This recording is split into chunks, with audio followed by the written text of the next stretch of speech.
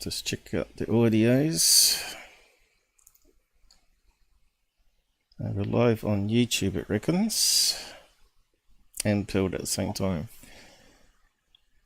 The Out There channel. Please sub and share.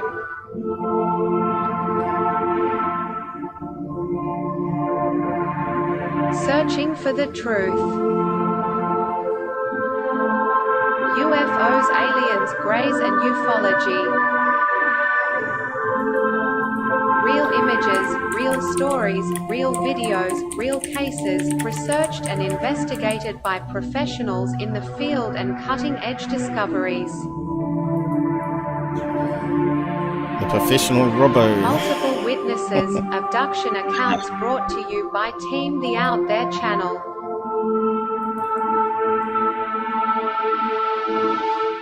Good to be back.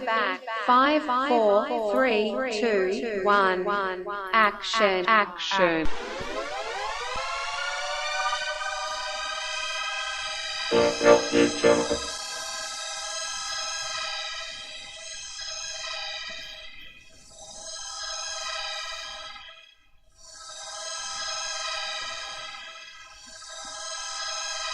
Sapping those shields in ufology.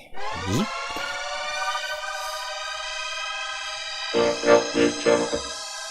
Including the US government, we're clearly lying all the time. Sure. That's a good movie though. The Day the Earth Stood Still and Forbidden Planet are my two favourite classic sci-fis. So we're at the desktop now, we're live. Thank you for joining us, anyone on YouTube. I don't think anyone is around yet. And also Pilled at the same time. Hopefully all good there. Let me know if there's any glitches. It's quite a complex setup. We're running Jitsi, which is another stream, and two streams at the same time off the same old poor little laptop here. Yeah, the resolution looks really poor. Poor, it should be 1080p. What, I'm Pilled? No, I'm looking at the actual live stream now on Jitsi. I can't read anything of your apps and that there. It's all blurred out. I think we've solved this by dropping in and out on your end, because you're on Wi-Fi, aren't you? So you're looking pretty good here on this screen, so it's not my end. Yeah, I don't think it's anything to do with my end. I've never seen it like this before. Anyway, let's wait until there was a little error that popped up before, so just drop out of Jitsi in and out, and we'll see if that fixes it. Is that too hard for you? No, I think I can manage that. Cool. Yeah, this is the first time we've done it like this, so we'll see how it goes. I got plenty of bandwidth, so it shouldn't be me that's the problem.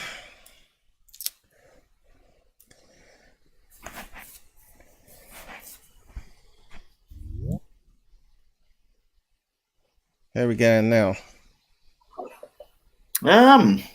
Better? Not particularly. I don't know.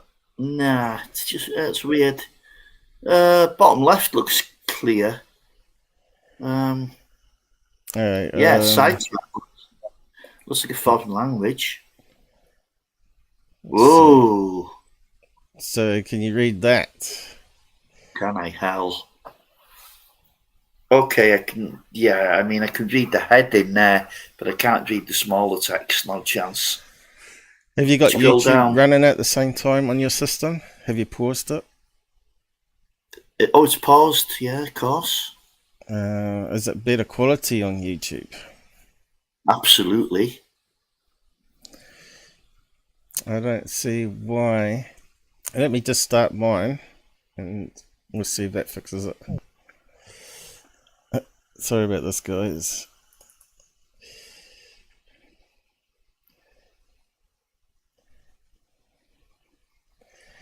We are going from the top of the world to the bottom of the world at the same time.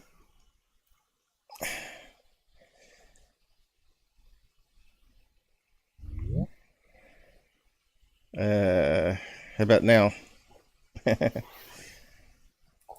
Hello? No, it's still awful. But it's not too heavy. I'll have to read from my end.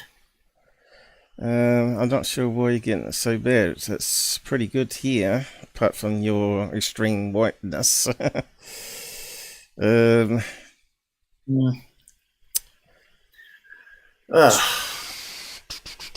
Let's see. I don't know. We've changed it here a wee bit. What's that one? Performance settings. Highest quality. Oh, jeez.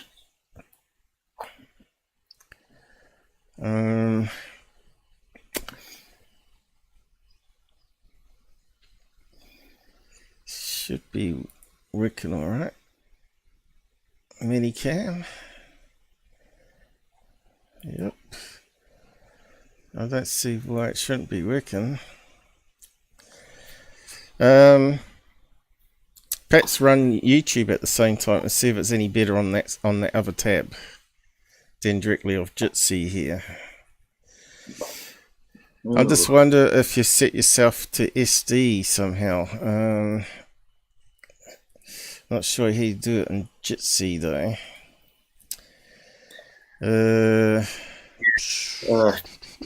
YouTube's as clear as you like. It's good on YouTube, is it? Yeah. So it's got to be Jitsi then. Must be forcing you to SD mode somehow. Security options. Invite people. I don't know. It looks like it's only there where you can scroll it down. Why not try it on freefall? See if that works. Let's see. Best performance, highest quality. Has that changed it at all? I think that lowers it at my end. Yeah, that's degraded it. Degraded it. So that's definitely working then. Yeah. How about now? Check your one. Yeah, it's still not what it should be. Check your one up here and make sure.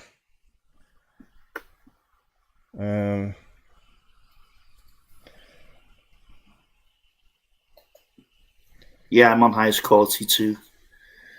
Yep. Drop it down one notch. Maybe that's coming out to me, I think. I don't see why it should. Yeah, I've done that. No different. Well, no. Looks like everything should be working. Okay, you might just have to watch it 30 seconds behind on YouTube then. What we got here?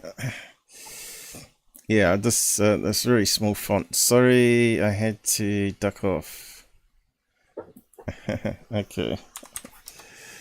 Yeah. How many comments we got here?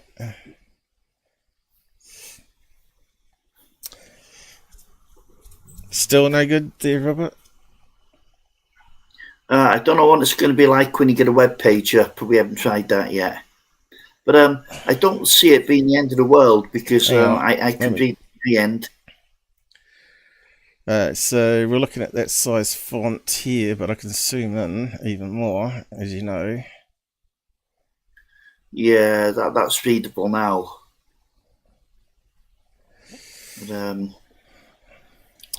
well, I'm only streaming out up to about 2 megabytes per second, and I can do up to 70 to you. So it can't be my end. So I don't know. Strange.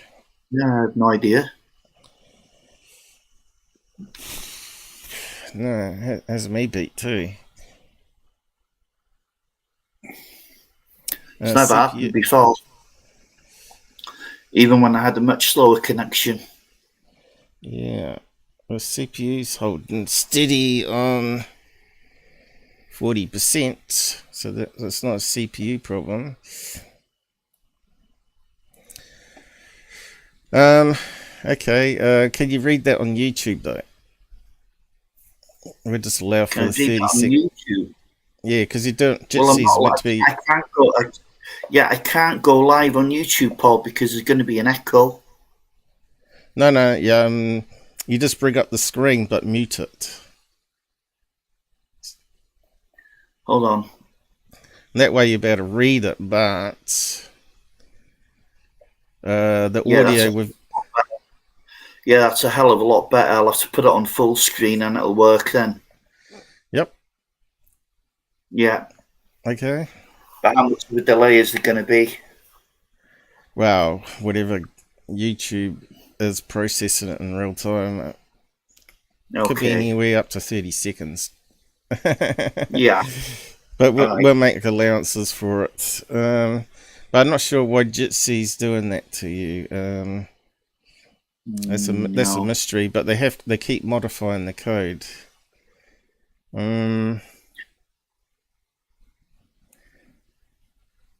Yeah, well, anyway, where do you want to start? So today, actually, I need to type up the side comments. Today we're talking about Gordon Cooper and his UFOs. There's a lot of things there people don't realise about Gordon Cooper, and we didn't until we come across some information. I found out a few years ago, actually, Paul. We're a bit suspect years ago, but once you're onto it and you've looked into it, there's no mistake. But just to make it clear, I'm not really here to talk about Cooper and kick him to death, because at the end of the day, I still actually have a lot of admiration for the man and what he achieved in his career. You know, but unfortunately, he seemed to be prone to telling tall tales and writing himself into the story, which has just muddied the waters, really. But I'm more here to talk about the Edwards Air Force Base film. Did it happen? Is there a film? Yeah. Was Cooper involved? Those are the questions that we're really looking at. The first thing to do is to look at Gordon Cooper's claims, so we can give the whoever's listening a better idea of what's going on. So he's talking about two cases here. The first one is when he was stationed in. I've left that in the side chat, Paul. The first one is when he was in West Germany in 1951. And then he moves on to 1957, the Edwards Air Force Base case, or film, whichever you like. Yeah, it depends who plays it. I think we get hit with copyright claims on this particular video. Stephen Greer might be alright, but you know what he's like. He can be vicious. But what we do is we'll do it under fair use, but it doesn't mean that these guys won't honour fair use. I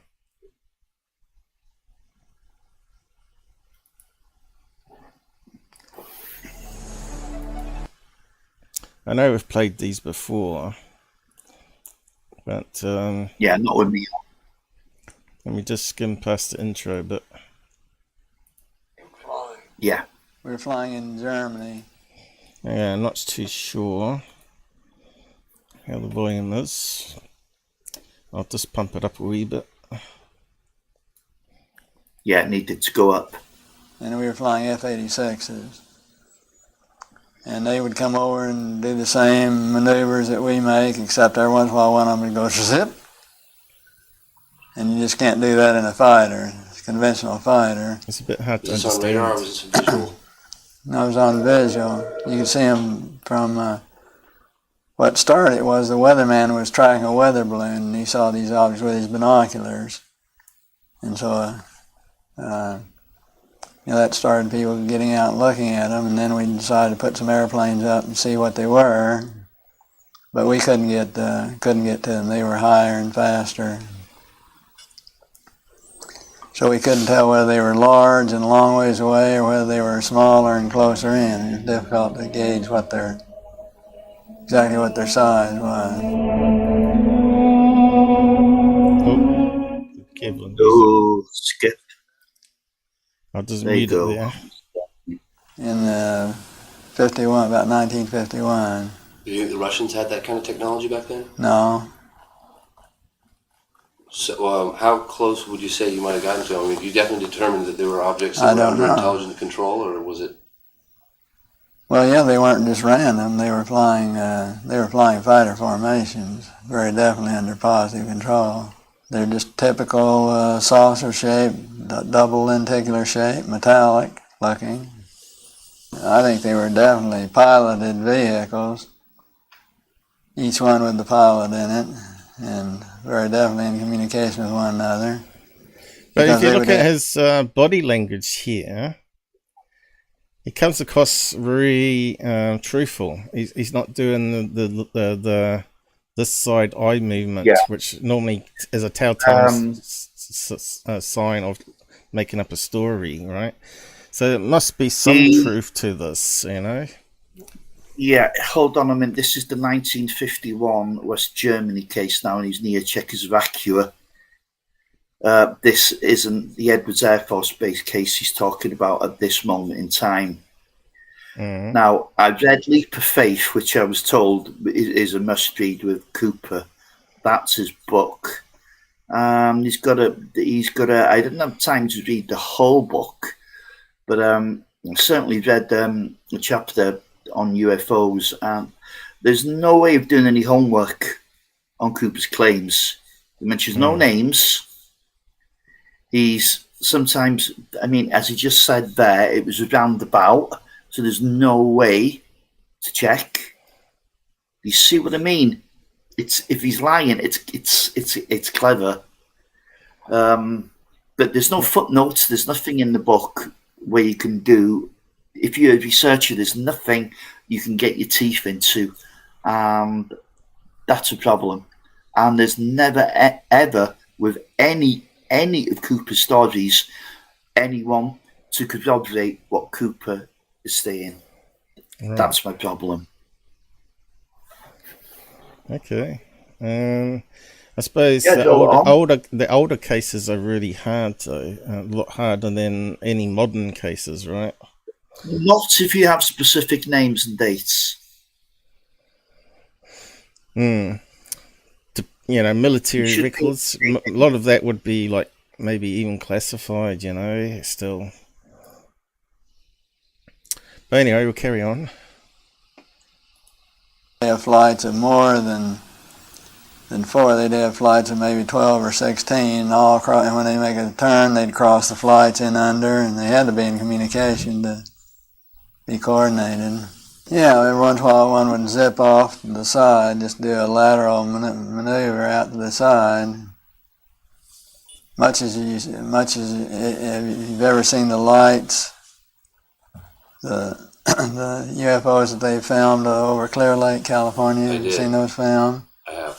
How they'll sit there in formation and all of a sudden want to go, I think they were extraterrestrial pilots flying, no doubt about it. Well, that was... Hey, Robert, you dropped off. I'm not sure. If you're Yes, listening. it was nothing to do with my end. Again, Jitsi dropped me off and I just rejoined. So I don't know what the hell's going on. You must have a second account there in that case. Let's have a look. No, I Because don't. You do. You have two of yourselves. You got a ghost one and that one.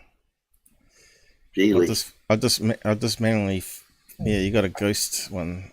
Probably takes a wee while for it to get rid of it. Probably. There we go. We'll just carry on. I was having some cameramen That's a question. Is it working better now though? film the No. installation of of a precision landing facility we were putting in right on the edge of the dry lake. And this saucer flew right over them and put down 3 little gear and landed out on the dry lake bed. And they went out to, picked up their cameras and moved on out toward him filming. And he lifted off, put the gear back in the well, and climbed out at a very high rate of speed and disappeared. And so while I was going through all the regulation books and finding out the number to call in Washington to report it, I had them go over and develop the film. Well, if he's lying, his body language doesn't show it. By the time they got back with the developed film, I was on the higher and higher and higher level officer talking to me. Finally, with the colonel telling me to, when the film arrived at my desk, to put it in the carrier pouch. There would be a courier there at my office by that time already, and they'd arranged for him to fly in our base airplane back to Washington with these films, and do not run prints, etc., etc., etc. So we stuck them in the courier pouch. Did you watch the film? We didn't have a chance to run it. I had a chance to hold it up to the window and look at it. It was certainly a good film. Good close-up shots? Good close-up shot. Nothing like I'd ever seen. Double lenticular shape. Same. Didn't have a cupola on it or anything. It was pretty much the same basic shape. But this. So Cooper said it landed, and there was a landing gear. Well, it's not what the photographer said. I can tell you that now. Anyway, let's roll it on. Yeah, just saying hi to Tommy. He's joined us. Oh, good, excellent. Hi, Tommy. Also, I forgot what I was going to say now. You stalked over me. Doesn't matter. Carry on now. You're talking about. Yeah, sorry. Also, yeah, he doesn't name the photographers, does he? No. And in his book, A Leap of Faith, yeah, he gets the date wrong. He's a day out. Which led people to believe that there might have been 2 films on 2 separate days. But I question that. But anyways. Right.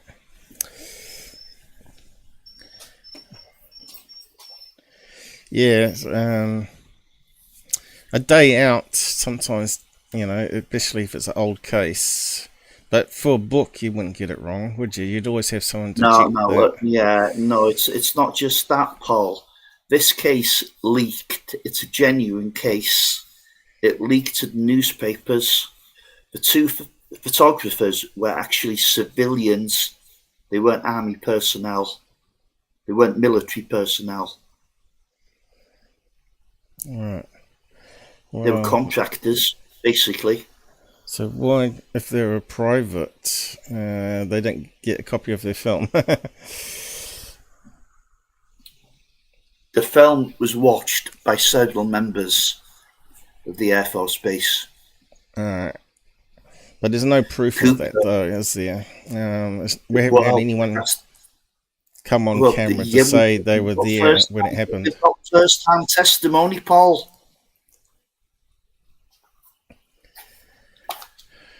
The photographers' names were James Bittick and Jack Gettys. And the boss... what I'm saying is that... Hang on. What I'm saying, though, is they're not on camera saying that on film, are they? On film? I'm not sure that makes any difference. Well, on interview.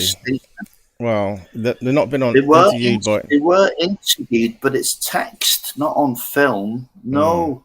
I mean, things like Nicap and Apro didn't have money for film to interview everyone. Do you know what I mean? And a lot of people wouldn't want the faces out there anyway. Now, the boss they handed the film into, listen to this, his name was Frank Baker. Not Gordon Cooper, Frank Baker. Yeah. Yeah, what I'm saying is, was there any audio tape of them talking about Paul, you have to let me finish. And the two photographers have never even heard of Cooper. Really? How's that possible? They have. Well, he was a nobody in 1957. He hadn't even joined the Gemini project until 1959. It was a long time before Cooper was a famous figure. Okay. He would have been 30 years old at the time. Nothing special at all, as we'll see. This time I was involved in the research and development and doing very classified programs myself, at the test center. So I knew that we didn't have any vehicles of that kind, and I was 99 9/10% sure that the Russians didn't have any of that type either. So there certainly was, at that point in time, there was no doubt in my mind that this vehicle was made at some other place than here on Earth. And you send it on just like you're ordered to do, and do what they tell you what they tell you to do. I was working at the time. I was working on a little program that nobody knew about. We were not allowed to discuss with our family or discuss with anybody, and that was the U2 program. So it was in the same category, really. In my opinion, I think they were worried that it would panic the public if they knew that someone had vehicles that had this kind of performance way back right after World War II period of time. So they started telling lies about it. And then I think they had to cover another lie, tell another lie to cover their first lie, and now they don't know how to get out of it. Now it's going to be so embarrassing to admit that all these administrations have told a lot of untruths that it's going to be embarrassing to get out of it. Do you think they want to get out of it? Well, I think basically each and every president would probably like to get out of it, would like to come clean on the deal and not have to continue to tell distruths.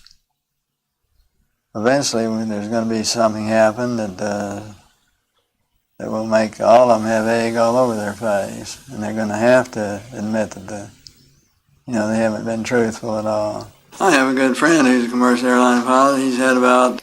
Man, he's really hard to understand sometimes the way he talks, huh? Yeah, it's that drawl, isn't it? That sudden drawl, yeah, I know.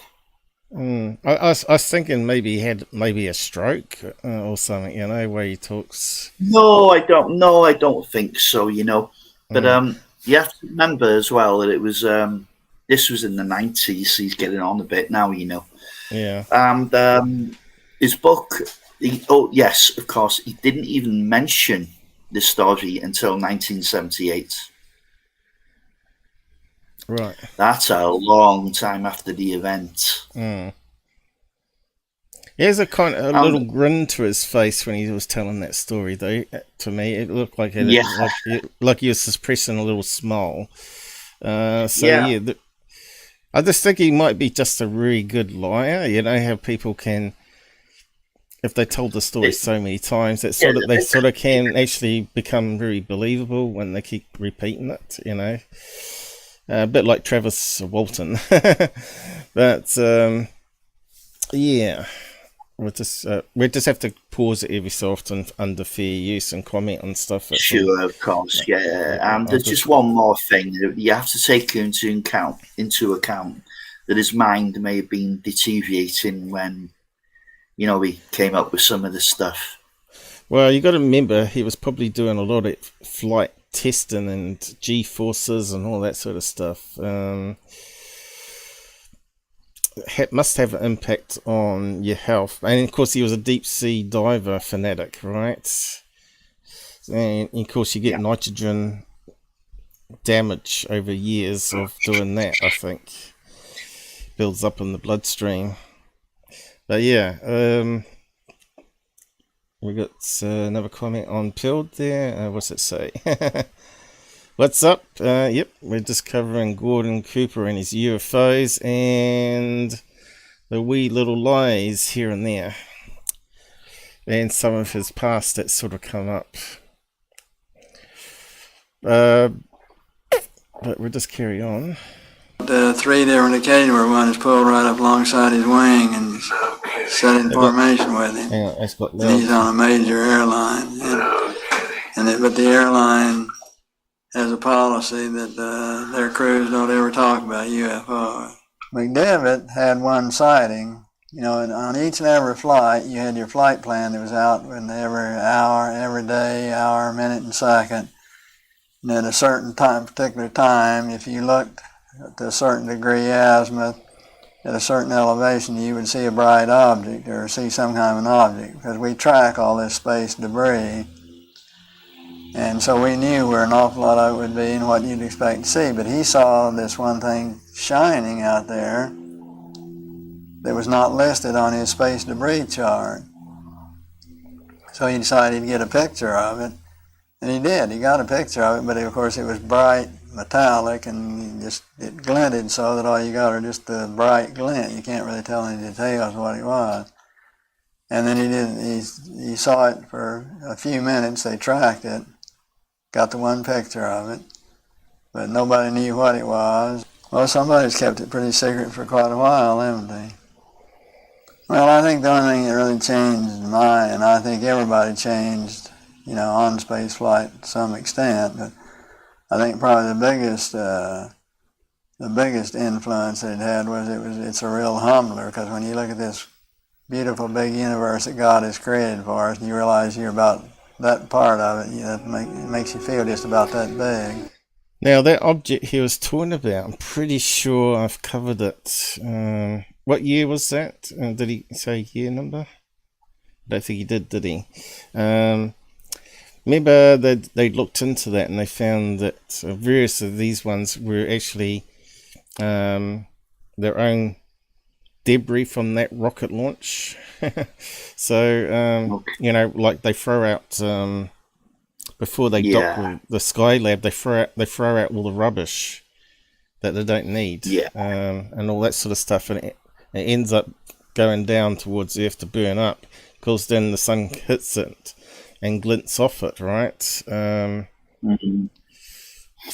and of course you get the sheets of ice that build up on the skin of the ship that breaks away, and these spin off. You've seen it with the SpaceX high definition cameras where that's actually happened, and you know, you see it on UFO channels claiming it's a unknown UFO alien craft. So yeah, probably Osberg's probably looked into that particular claim, but which one it is I don't know. But yeah, I'm not too concerned with that particular case at the moment. No, he could. There's just a lot of misidentification, even by the astronauts as well.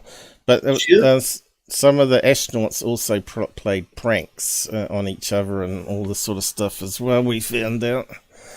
And yeah.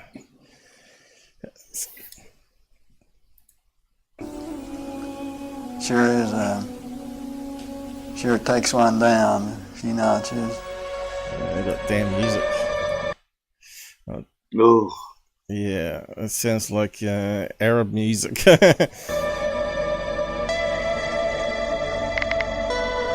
Oh, got a message. Actually, they were very favorably received at the UN, and Kurt Waldheim was very interested, and he agreed that he thought it'd be a good idea to form a committee and to do the investigation at that level. But nothing ever got done. Kind of typical of the UN, you know. They talked a good game, but never got around to doing anything about it. By NASA's own figures, there are some 400,000 other planets out there that could be habitable. Well, and I just can't believe that God would habitate this one planet only and leave all these others barren. In my personal opinion, based on no facts at all, I just feel that we're out here in the hinterland of all the galaxies. We're way out in the stick, and that a lot of these other galaxies are closer to one another, and I think they probably have a lot of travel to and from them. And once in a while, we'll get a few travelers, stragglers, or more distant ones come through from distant other galaxies. We should form a group at the UN level to start gathering information from around the world, and when you get sightings and information and investigations, actually let it be handled and coordinated from that level, because there were a lot of countries that had information, and there are a lot of countries like Russia is now. The government of Russia now works directly with the civilian UFO groups. And you have a difference from... do we need to listen to any more of this? Looks like he's just talking... No, I don't. I believe not, Paul. I think he's just talking about theory and what he believes, you know. Yeah, you got it, yeah. Rather than the actual facts and cases. Mm-hmm. But, yeah, he obviously is a religious person there, from what he's saying, and he believes in, obviously, alien life elsewhere, because the universe is big. But he's talking about great distances here, that they could be traveling in space and eventually stumble across this and all that. But yeah, I don't think they would use conventional rockets as we know. Even if they traveled at the speed of light, the nearest exoplanet is going to be four and a half years away, even traveling at the speed of light. So yeah, come on, Paul. Nobody is actually seeing conventional rockets, are they? No. To get here, they wouldn't be using that kind of propulsion. No, that's what I'm saying. It's antiquated. We can't get out of our own solar system, for God's sakes. No. So you can forget about that. Unless they got livable ships, livable ships that have been traveling for millions of years, right? And they just colonize planets as they come across them, which might be the way humans eventually get off Earth, right? They have these livable ships, and this grow their own food, use maybe some nuclear energy to power up the UV lights and all that sort of stuff, and just live on the ship, reproduce on the ship, and train up the next generation on the ship. They have to be massive ships, but it could be possible. But if they were floating around like that in space as aliens, you'd think we would notice them, you know, because these ships would be massive, rather than the little scout ships from them. But but all you need is a species that's evolved maybe 10,000 years more than us. I mean, we're not going to have the same constraints now as we will in 10,000 years. I mean, the opposite even. We won't have those same constraints in 10,000 years. Space travel might be just common. Yeah, like trains and buses today. That's if they come from space. They might come from multiverse or both. Yeah, multiverse, dimensions. Yeah, it gets more complicated. I'm more concerned in what they want rather than how they get here. Yeah. So on to the next bit then. I don't know. Sure. Yeah, I'll leave the link for you.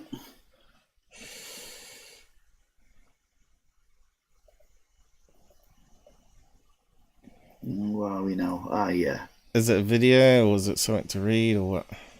It's all text now, and fortunately, thank God for Nicap, because everything is more or less in one place.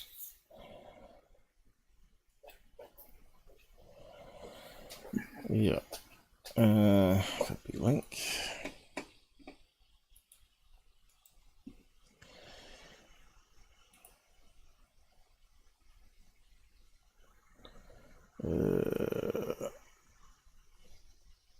That one. Of course you want to leave. Of course you want to leave. I don't know. They sabotage the link, don't they, when you paste it? Let me just, so if you look down there, you'll see the various people that have looked into this. There was the black thing. Yeah. Okay. It's pretty small. Yeah, you had Brad Sparks, Sandridge, and also James McDonald looked into the case as well. That's a bit better. Yep. What we got? And you can see here, there's confusion about the dates. What? So, Nicap had the date down as May the 2nd, 1957. Yeah. So Brad Sparks talks about the photographers, and the object is above them at 500 yards away. But what they'd done, not 50 yards away like Cooper said, they radioed a report to the supervisor, who was Frank Baker, told them to set up the camera and try to film the object, which they did after about 10 minutes. So that's a long time.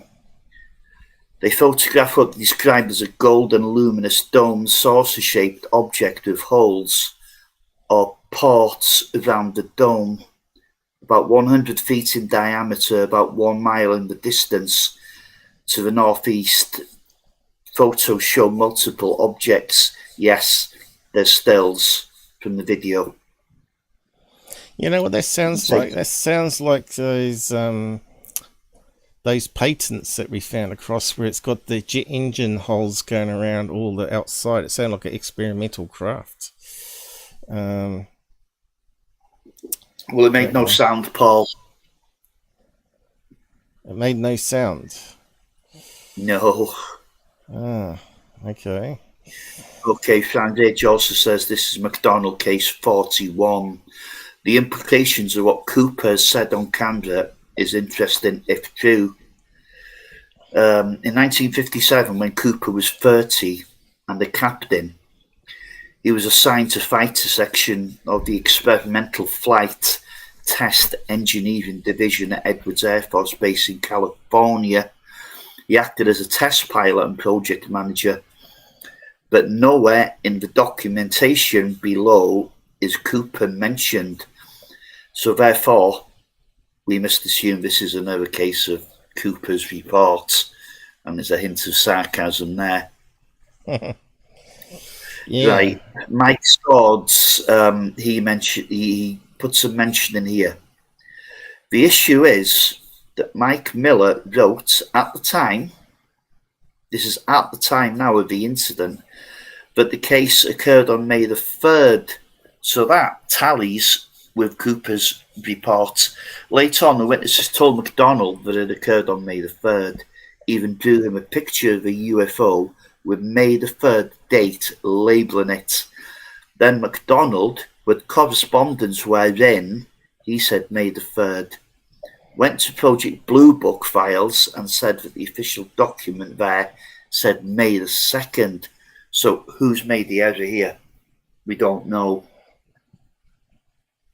Have we got a picture at all? No. Yes, we do. Oh, we Yes, do. We have that picture, do we? Oh, we do. We've got pictures. Yep. You mean James Fox never found that picture for his documentary? He's not as clever as me. Okay, so what I want you to do, Paul, is scroll down to the bottom of the page there and look for the first tab highlighted in blue. Not that one. Not that. There you go. Detailed reports and documentation and documents. The first one, that one? Top one. Yeah, top one. We'll work our way down, okay? Okay. Okay, I've got to do it at the same time. Okay, so here we go now.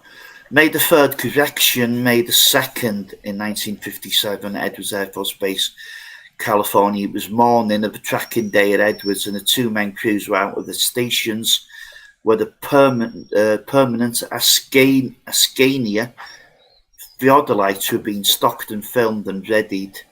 At one station about 1.5 miles from Edwards perimeter, veteran civilian operators Jack Gettis and James Bittick were prepared for their part in the first test, but there in the sky, a different object awaited them. It was distant, but obviously a shiny, domed disc.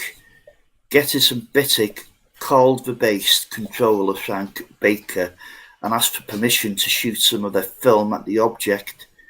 Base ops took them 4 minutes to decide, while a theodolite crew watched the disc, sometimes through the small tracking telescope mounted on the Ascania base. Then said, "Go ahead." Gettis and Bittick shot 200 to 300 feet of film at 30 frames per second, as the object moved away. The two men took the film canister to base and made their report. The film was developed on base and everyone involved got a look at it, including team leader Baker. These men were veteran object spotters and had seen all manner of plane, missile, balloon, bomb and run, object drop and parachute, right up to the U-2 plane. All of them knew that what they saw on this film was none of those things. The visual reports agreed on a shiny, as if metallic dome disc, and the film, if viewed with a magnifying glass, supported that conclusion.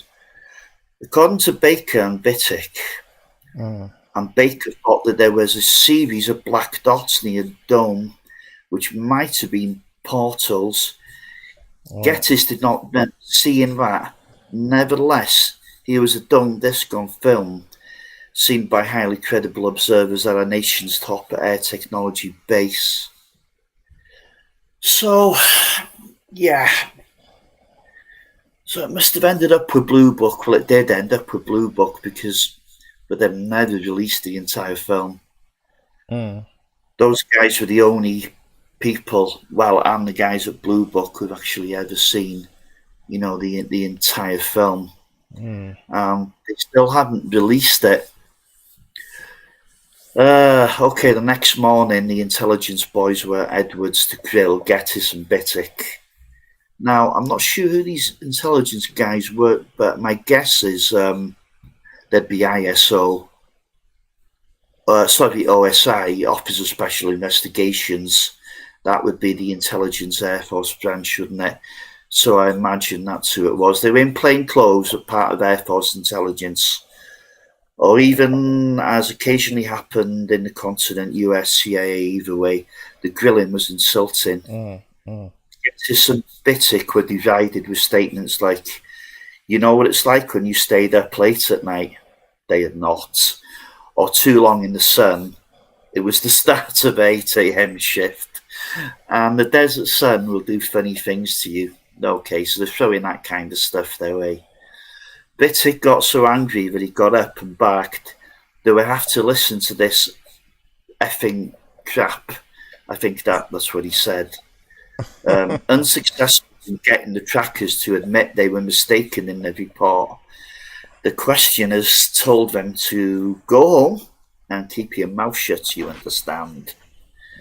Recalling those moments, Bittick said, "It's a funny thing how they try to cover up what they know and use a stupid answer for it." The stupid answer was that Geddes and Bittick had seen and filmed a balloon. Yes, it's the balloon.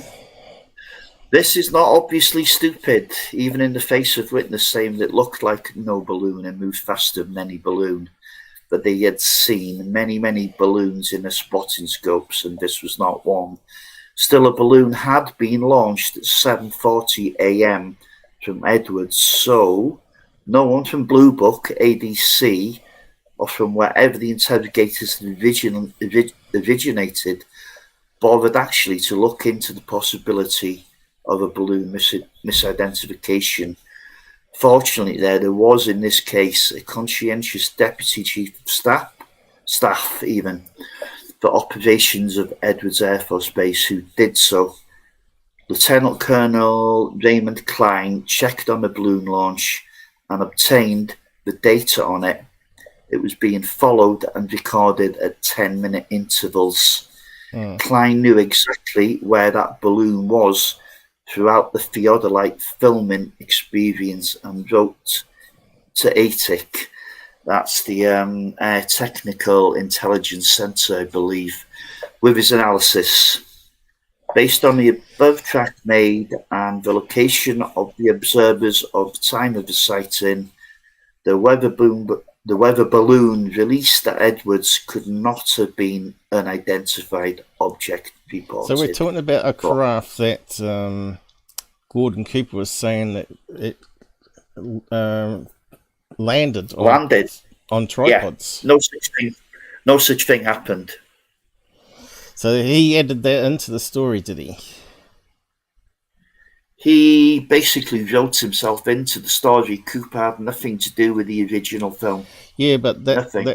but he's changed the story from what he's heard, obviously, to make it sound better. To make it sound even better. Which Cooper had a habit of doing, unfortunately. Oh, damn. So if this is in the report of a science source that actually touched down, that would have been really good. Because that would discounted balloon straight away, in my book. Of course it would. Yeah. Anyway, I'll just finish off with this one. Right, I'll just scroll down again. Oh, right, it's another paragraph. Yeah. Okay. Okay, back at Blue Book, such information made no difference. The case solution to this day reads confirmed balloon. Wow. Incidents such as this one at Edwards Air Force Base are still an example of what depths Blue Book had reached. It was doing something, but that something had nothing to do with the nature of UFOs. Yeah. Did they have this? Yeah, it's always, there's no mention of radar hit here, was it? Is the tracking the radar that we're talking about? Yeah, that's going to be covered later. All right. Okay, so we go back one again and get to the next link, is it? Yeah. If it'll go back. Why is it not going back? Oh, I hate it when it happens. Oh, it's just slow. Oh, dear. I know, it's just slow. There we go. Yeah, so I'm surprised that James Fox never figured this out before making it into Out of the Blue movie. Well, I'll tell you something, yeah? If you go searching for this information on the internet, it's a minefield. You get all kinds of bullcrap, and it all involves Cooper. Yeah. If in doubt, check Nicap. Okay. Jan Aldrich told me that a long time ago, and I've never forgotten it. Any older cases, go to the Nicap website. How would you class Nicap as an organisation? It's totally independent of the government, right? Totally independent. But then again, you have how did it get funded? How did it get funded? Yeah, donations. Oh, right. So it was like an early MUFON in that case. Yeah, but it was a high class unit compared to MUFON. Sorry to say, but yeah. A lot of those guys at MUFON are wearing tinfoil hats, mate. Yeah. You know, so some of these people. I mean, Kehoe would have had nothing. Kehoe would have had nothing to do with MUFON. Trouble is, MUFON had no competition. Nicap had competition, and it had APRO, it had CAUSE. There was lots of different groups around then, and they were all professional compared to MUFON. Okay, so I've gone to the next link here, and it's got a lot of PDFs. Is that the one you want to go to? Yeah, we don't need to go into. You see, PDF. Yeah, you don't need to go into them because these are Blue Book documents, and they won't be very readable, Paul. So you can skip to the next link if you like. We've got images here of stuff, letters. Reply to none of that's important. Memos. Alright. I've been through these. Honestly, it's just Blue Book documents.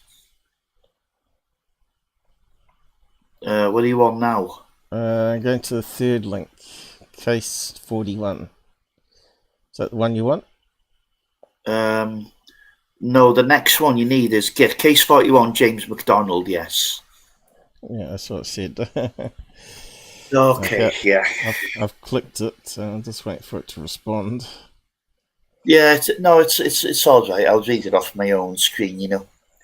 All right. Okay, James McDonald. Occasionally, one could argue UFOs ought to come into areas where there were persons engaged in photographic work who were trained to react a bit faster and who would secure some photos. One such instance evidently occurred at Edwards Air Force Base. Okay, he's repeating the same thing. Since now we're on duty, the first shot. Square. It was moving away from them, seemed to glow with its own luminosity, and had a hazy, indistinct halo around its rim. Both mentioned the number of shots taken is uncertain. Gettys thought perhaps 30. The object was lost from sight by the time it moved out to 5 miles or so, and then they did not see it again. They drove onto the base and processed the film immediately. All 3 of the men I interviewed emphasized that shots taken at the closer range were very sharp, except for the hazy rim. They said the dome and the markings or opening showed in the photos. The photos were shortly taken by military authorities and were never seen again by the men. So there's no video here. It's just photos. No mention No, of video. it filmed, didn't it? Yeah, it just says photos. Yeah, okay. It does say that here, yeah. The photos were shortly taken by the military authorities and were never seen again by the men. In a later session, later that day, Bittick and Carson were informed they had seen a weather balloon distorted by the desert atmospheric effects. So An interpretation. we haven't got a video at all. As they stated to me, the weather balloon being released frequently there and knew what weather balloons looked like. Accounts got into local newspapers, as I was saying, and Edwards, the spokesman, was quoted in Los Angeles Times saying, "This desert air does crazy things," and Inswire story said intelligence officers at Edwards would say almost nothing of the incident. Discussion. I have not seen the photos alleged to have been taken in this incident. I've only interviewed the 2 who say they took them, and a third person who states that he inspected the printing company with 2 Ascania operators and darkroom personnel. I sent all of the relevant information on this case to the University of Colorado UFO project, but no checks were made as a result of that. So the person he's talking about there isn't Cooper, because MacDonald was dead in 1971, and Cooper didn't come out of his story until at least 1978.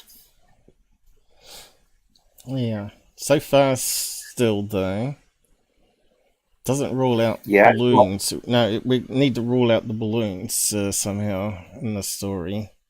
But that's well, I think that. Yeah. Well, you must have missed what I'd said, Paul, because the guy who launched the balloon was tracking the balloon and said it was nowhere near them. Unless it was some other balloon. That's what I'm saying.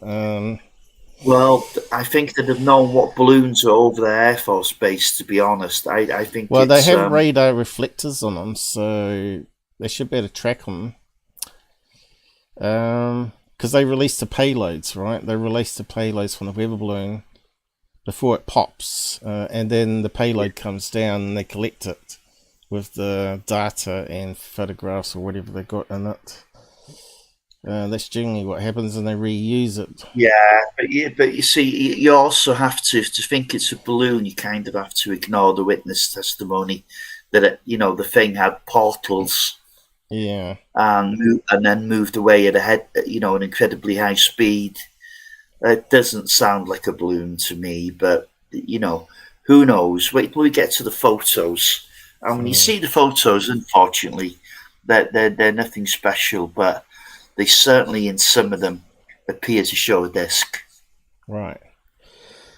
Okay, so the next one you want to be on is for the record. Yeah, comments, Brad Sparks, yeah? Yep. Bring it up. Okay. You could do the next one, Flipping. I'm getting tongue-tied. Right. Now, so expect this... my eyes to be able to read it? Oh, God. Yeah, just increase the font. Okay, so this is Brad Sparks' comments now.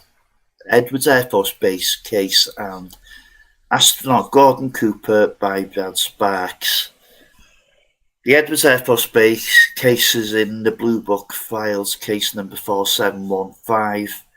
I don't have a copy, but Tom Tullian and others do. It was Tom Tullian that done the original interview with the two photo guys. McDonald discussed it in his 1968 House Science and Astronautics UFO Symposium testimony. Invalong submitted document of the case 41. That's where I first heard of it. McDonald found out because he was speaking in Northern California and met Frank Baker, who was the supervisor of Bittick and Gettis, not Cooper, whom they knew nothing about. McDonald's presentation. I really do not think there were two separate cases. One involving Gordon Cooper. Cooper's reference to a camera crew means they had the camera, and Bittick and Getty said it was the Ascania at Site 4. Cooper made up a story years later and claimed he sent the camera crew out. The camera crew and their actual boss, Baker, said they never heard of Cooper. Bittick and Getty's said it was as close as 500 yards, which makes it a borderline C case. Yeah, 500 yards is C2. Bittick and Getty's said they radioed a report as it happened in order to try and get other camera crews onto it for triangulation, but no one else was setting up or manning the other sites. It was 6:55 a.m. So that's early in the balloon launch then. And they had gotten there early because their boss, Frank Baker, had sent them out early. They later at McDonald wrongly remembered it was just before 8 a.m, presumably because that is when tracking options were normally supposed to begin, and other camera crews did not get in place until just before 8. So 6:55 to 7:20, there was nobody else to track it. The case is in the Blue Book files. Moreover, there's an analysis by Colonel Klein at Edwards Air Force Base and Blue Book files that destroys the balloon explanation and rejects it based on the known tracking of the balloon. Cooper was a nobody in 1957. His name wouldn't have meant beans to anyone. He wasn't selected for the Mercury program until 1959, 2 years later. The case was published a week after it happened in the LA Times of May 9, 1957, and the Ainswire Service Dispatch then, long before Cooper came along. Cooper did not reveal the case or blow the lid on any cover-up. If anything, Cooper has almost ruined the case. That's the first time I've heard that. Yeah, well, you've got to know where to look. Yeah. James Fox, wake up, lad. Yeah. The case was published a week after it happened in reality. Oh, we read that. The most likely explanation is a storytelling mentality of exaggerating roles and details, when no one can predict in advance how much alteration the story will get. Cooper probably did see the film and got a garbled second or third or ninth hand and exaggerated it even more in the mind in the retelling to juice it up. But there may be confused there because they keep saying film there now. They're saying film, I think there was the other one. You think there was a film? Yeah, there was a film because it said it ran at 30 frames per second. Right. But Blue Book had the film and released the photos. I think that's where the confusion is setting in. And we're also having different commentators here on the same case, you see. Yeah. like Jan Aldrich will come in a bit. Okay, Right. I'll just finish this paragraph. These Yeah. last stuff. But there may be more to it than embellishments. Cooper's exaggeration of the real case, falsely turning it into a filmed landing with landing gear retracted on takeoff, it is very similar to the pattern of Air Force Base OSI fabrications of other real UFO cases with false landings and alien using Air Force officers, usually about the rank of colonel, and designed to discredit the case. So he's talking disinformation, and he mentions here Bentwater's 1980 is the classic. Yeah. Cooper was an Air Force officer, and I think retired at rank of full colonel. Cooper first came out of his phony story about 1978. Exactly when AFOSI began a new wave of fabricated UFO stories in an effort to what was feared to be another massive UFO flap, this time triggered by the blockbuster C3 movie, Close Encounters of the Third Kind movie. So yeah, that's an interesting angle of view, isn't it? That Cooper could have been fed this information, and he might have actually known nothing about the case at all. Right. Yeah, so he might not have been lying. Okay. Yeah. No. That's why I said to you on the interview, he looks so body language believable, even though he had that sort of little grin. Yeah. I think that's more right. He was fed disinformation, and he's just repeating. Yeah, hence his body language is good, but I haven't quite finished Cooper yet. No. Anyway, Edwards he has got a past, and I got the web page up there. Yeah. But I will leave that to the end. Yeah. Okay. Just finish this off, Paul. Yeah. Carry on. Edwards Air Force Base, like White Sands, was a test range and not a 24/7 air defence base. Radars were turned on in the morning for test range activities and turned off at the end of a workday. Typically 8 to 5 operations a workday. No reason to keep going after 5. Everyone tired and wanting to go home, and no reason to start up in the night either, unless a special project required it. Hence, there were probably no radars on at 6:55, 7:20 a.m. when the film was filmed. That's a shame.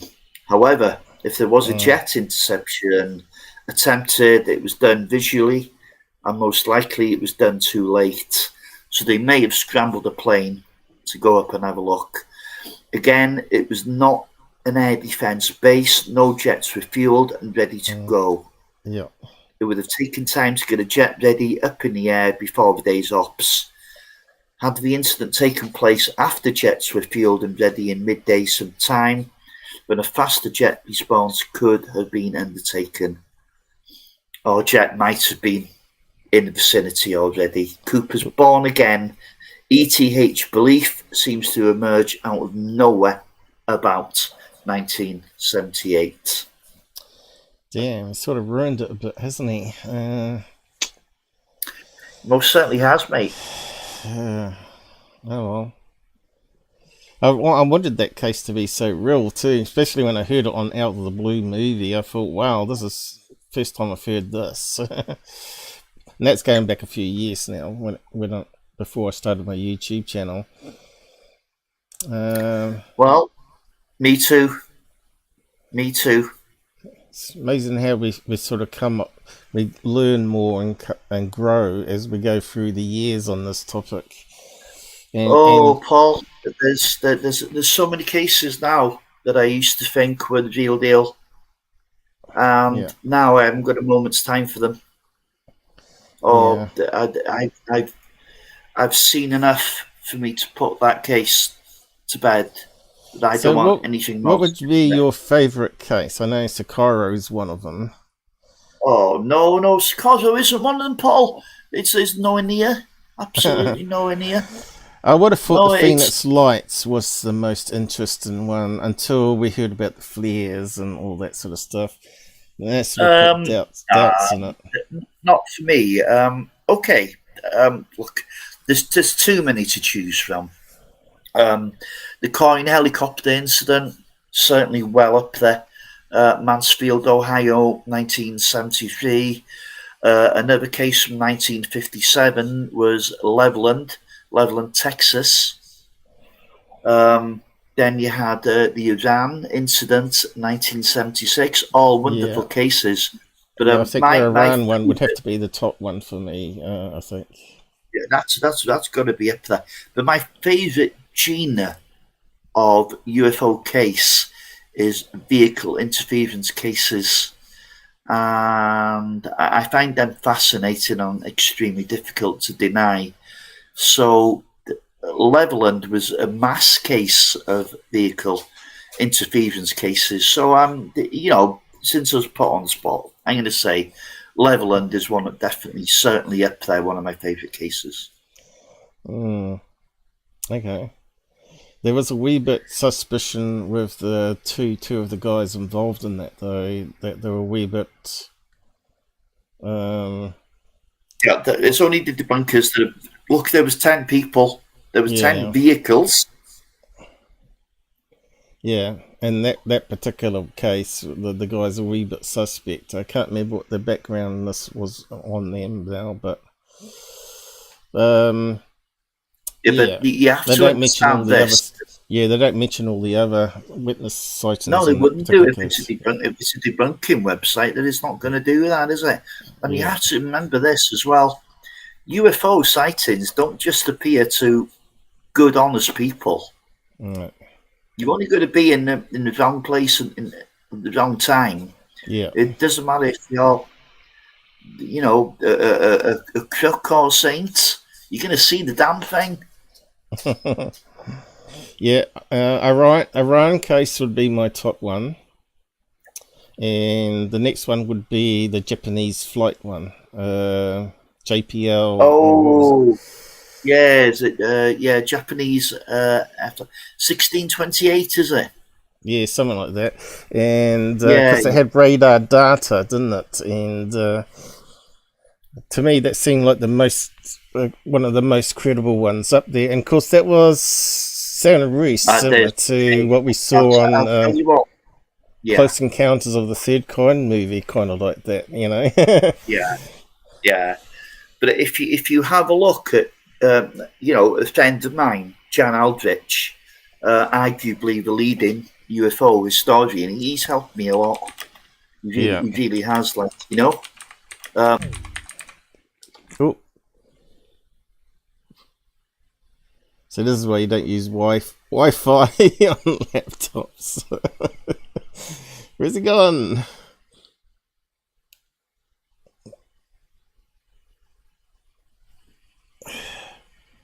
Looks like the Men in Black have sabotaged us again. This happens every time we're talking about this sort of stuff. No joke. If you go back through our live streams, we always seem to have problems when we're talking about sensitive stuff. Has he come back? Men in Black. I should put up my Men in Black thing. While we wait, let's see if he comes back. Maybe he's lost internet.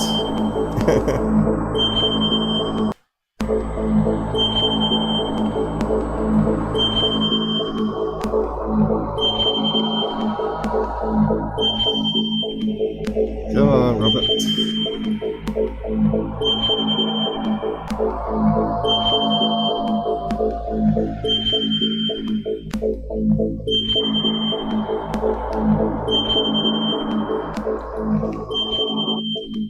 I think it's him, isn't it? So I don't think it's my end.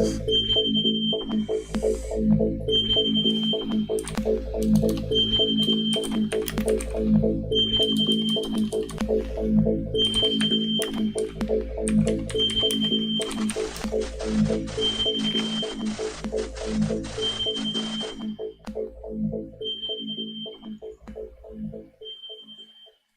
let me just check and just make sure everything's going my end. I think it is.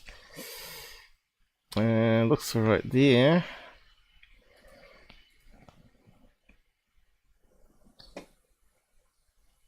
He'd be normally on the side chat though. He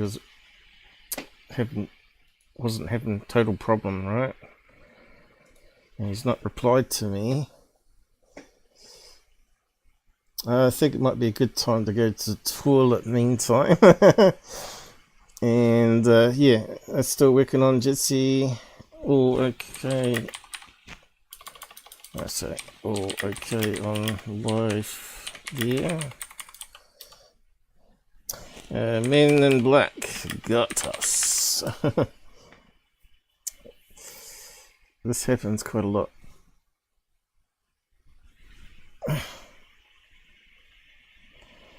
Does Gabber still come on with you? No, he's been banned from Discord.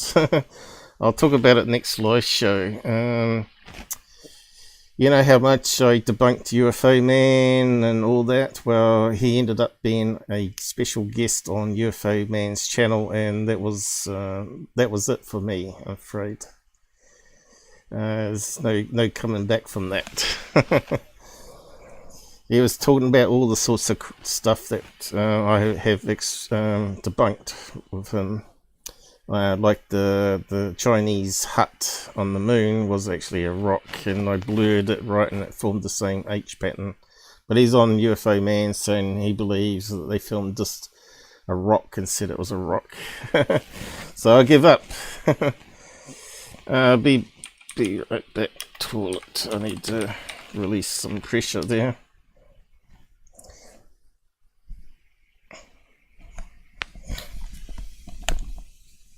And see if we get Robert back.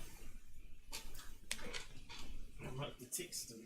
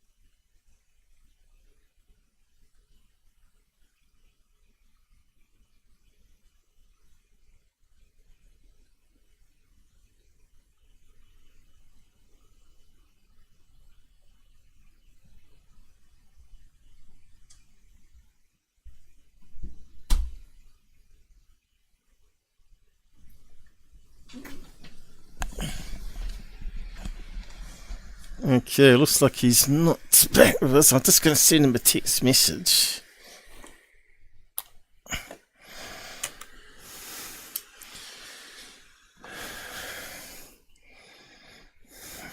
Let's at least using something different. If I can work out how to do it again on this phone.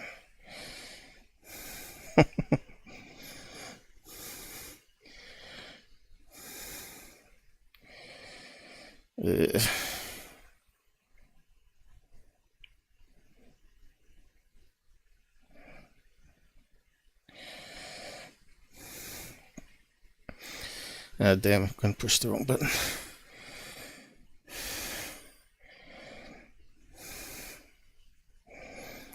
We always have these problems when we start talking about real stuff. Ah, right. He's just sent a message.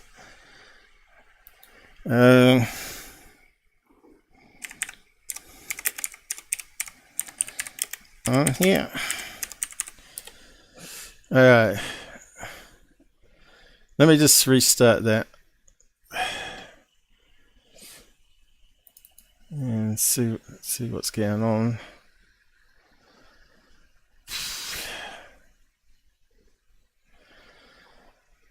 Maybe he has to reboot his computer. I don't know.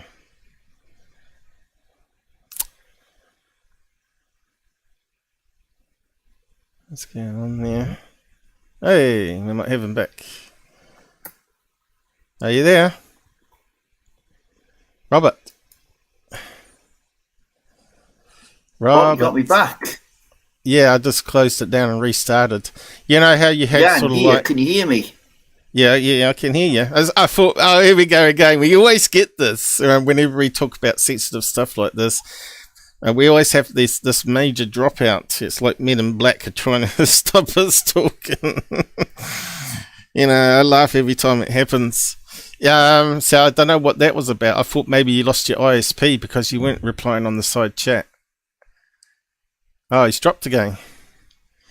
He's gone again. Are you still there?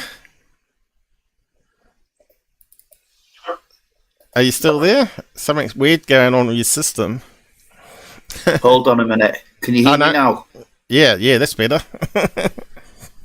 In fact, you might be a bit... what the hell happened? I don't know. We got interfered with.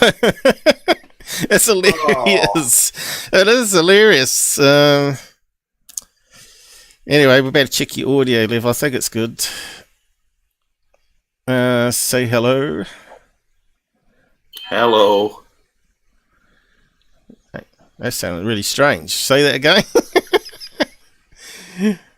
Yes. Hello. All right. I thought maybe your voice got modified there.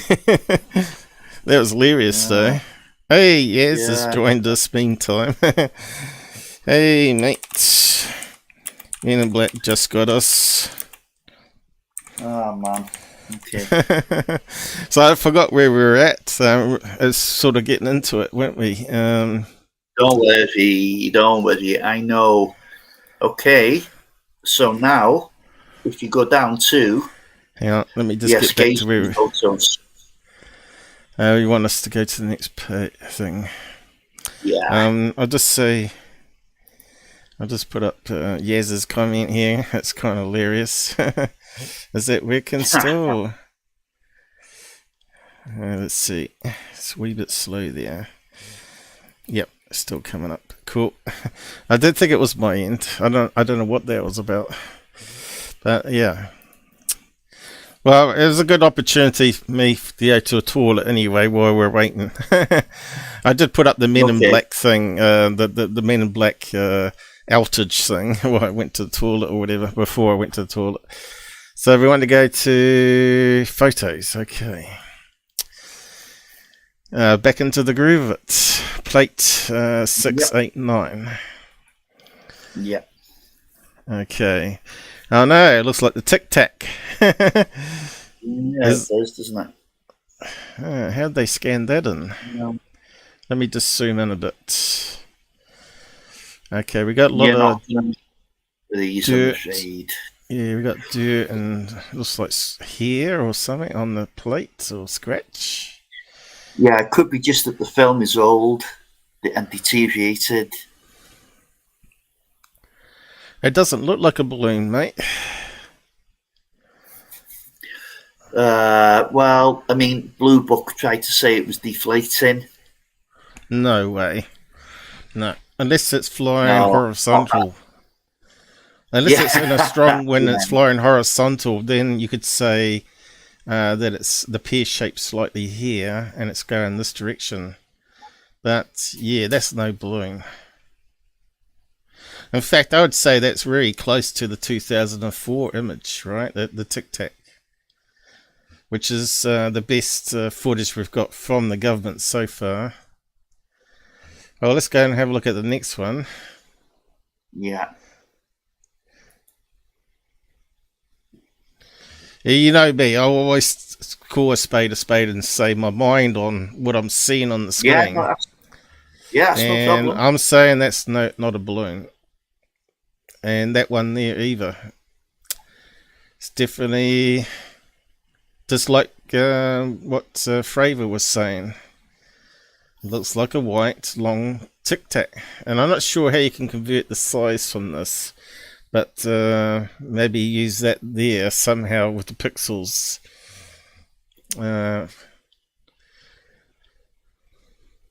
The film I'm not very good on, but digital. Of course, it's a 1957 film, so the quality, theodolite, it's not going to be that good, is it? The more you zoom in, it's pixelated. Well, believe it or not, even back into the first films on 16mm film is equivalent to higher than 4K. It's actually like 6K image. So they could go back to the early, the hand-wound ones with 16mm, and they could actually remastered that into full 4K video nowadays. So it just shows you film has a lot of pixel data there, but the problem is film suffers from chromatics where the colors fade, and it also suffers from storage problems where you get dust and scratches on it. Okay, let's have a look at the next frame. I suppose they're all going to be pretty much the same. Well, the last one is totally blurred, useless. This one's got a little bit more. Right, it's got a slight tilt on it, but definitely no way is that balloon. I wouldn't say it was a disc though, but definitely looks more like a Tic Tac. I'm not sure if we can probably save that and run it through some video processing. It might be worth a try. Maybe. But wait there. I have better. You have better. Well, you get me the best one, you think, and we'll look at it. Well, I went digging. I found this. What's this one? The last one. The last one? Oh, it's blurred to hell. Is that from another camera? Has to be, doesn't it? I don't know. No, can't be. Why is it so different? 1 second.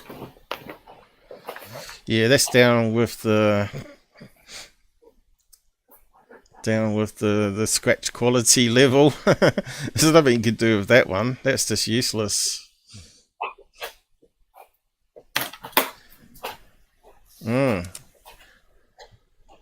I'm surprised that James Fox didn't know all this and put it up on his movie. Maybe he did, because if he told the truth on it, people make the movie less believable. That Cooper was lying about it coming down and landing. He added that into the story, but these pictures would have added to it, right? Wow, this is why we do this stuff. We're always learning. Getting to the truth. Now we're waiting for Robert to come back anyway. But yeah, what frame was the better one? I'm just looking at it from a distance here. Probably that one, I think.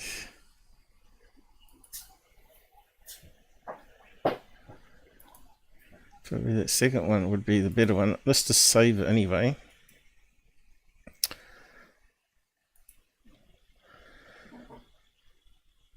You know me, I just love looking at photos and videos and analysing them rather than storytelling, but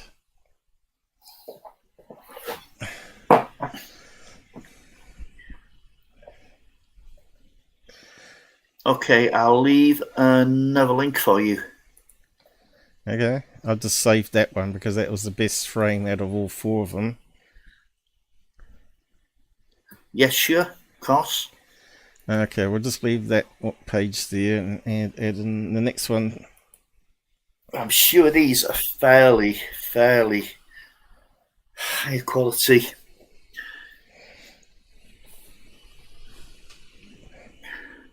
Yeah. I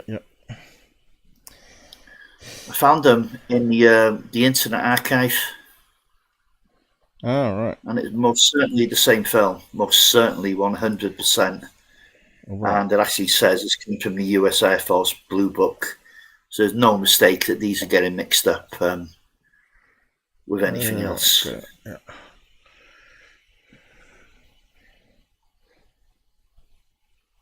I'll just turn off the black stuff. Sometimes it messes up. Okay, so let's have a look. Okay, where's the links? Oh. No. You should see the photos. Photos. You should see the first page. Just click on the page. That is the first page. Where? This one here. This is the link you sent me. Yeah. But go down to the actual. You'll see a document. Go down at the head of it. Oh, it should be there. And it's right. Should be where? No, that's not it. Should be there. Should be there in that blank space. That one. Let me just have a look. Right. Click on that. Click on that. It looks like it's a PDF. What the hell? No. I'll just go full screen on it. Whoa, it's not showing the images. Oh, there meant to be images there. Yeah. What's going on, Robert?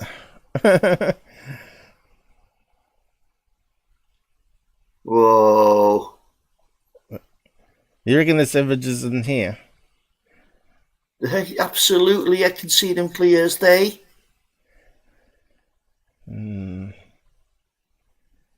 Well, it doesn't look like it's got a cross eye.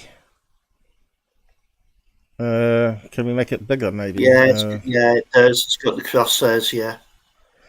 I can see it on YouTube. Oh, right. I don't know what's going on. Let's go one page. Can we make that bigger? I wouldn't say that it's better than what we're looking at, though. No, it's not. No, it's not. You said it was, though. So, yeah, if you keep going through them, you'll see that the last 5 are really good, and one of them does look like a disc. In fact, a couple of them do. Go to the last page. now, that one does look like a weather balloon there, shape. Yeah, that does. That could be a balloon, that. But it's so blurred out that it's impossible. But it's not a tic-tac shape. You sure it's the same video? Yeah. Go to the end.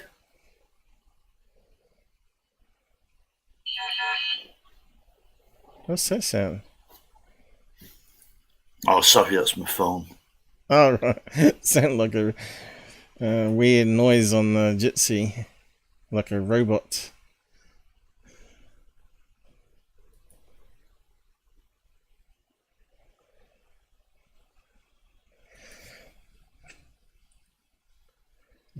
Well, it does kind of look like a squashed downwards balloon so far still.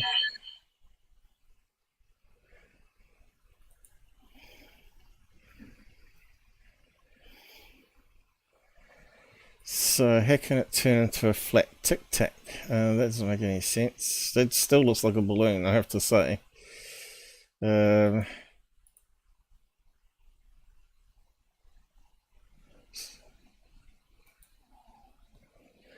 Like a weather balloon. Maybe a high altitude balloon even. Are you seeing all the pages here, Paul? I'm seeing different to what you're seeing. I got to the end and I didn't see any disc. The discs aren't at there's one of them. Oh my god. That's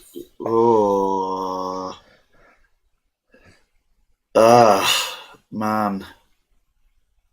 I don't know what's going on here. Internet Archive? I don't know.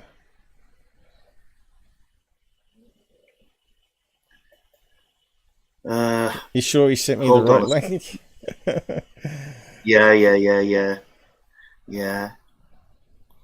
I'm trying to get an exact point. I don't know if this will work.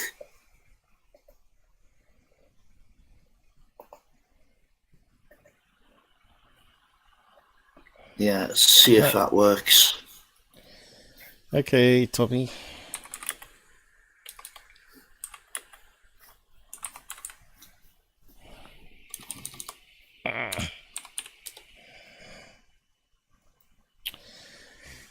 Yeah, it is a bit of a social error for UK people. I'll just create another tab then.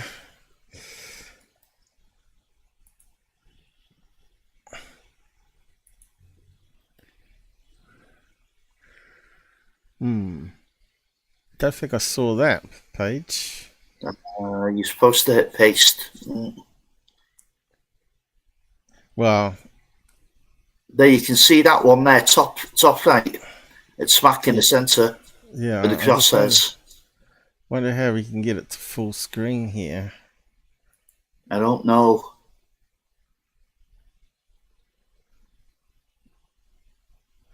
Well, let's come up different.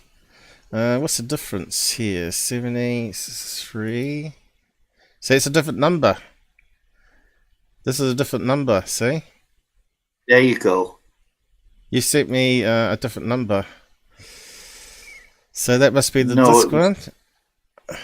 Yeah. Let me just have a look through all of them.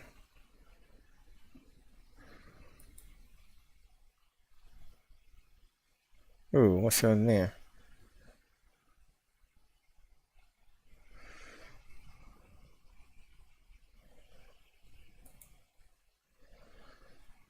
No idea what's going on with them. And there you can see more than one object.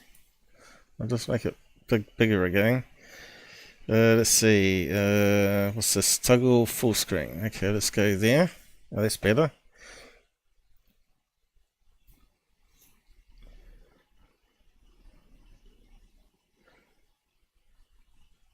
I think that might be all of them. Let's go through the numbers here. So there's actually two batches. There's that batch here and this batch here because the number's different. See, that's 7 to... So this is later, this one. So maybe this is more frames further on then. So this must be more frames further on. So let's have a look at it.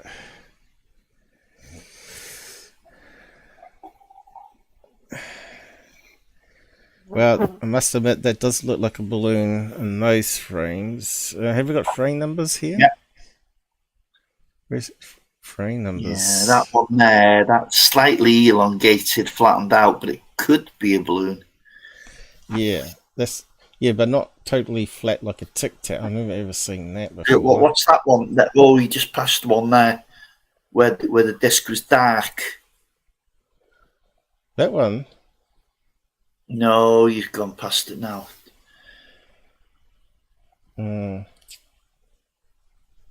I think that's a bit of dirt. Yeah, it could be. That's a bit of dirt. And you can see a load of scratches or hair. I don't think there was any dark ones at this stage. Oh yeah, that could easily be a balloon.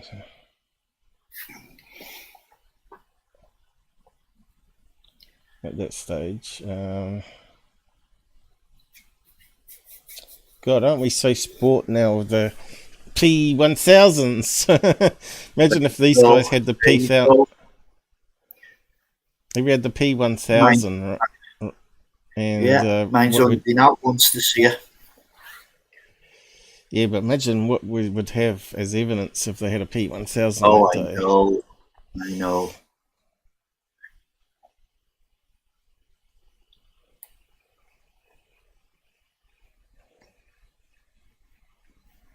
Yeah, it looks like it's tilting, but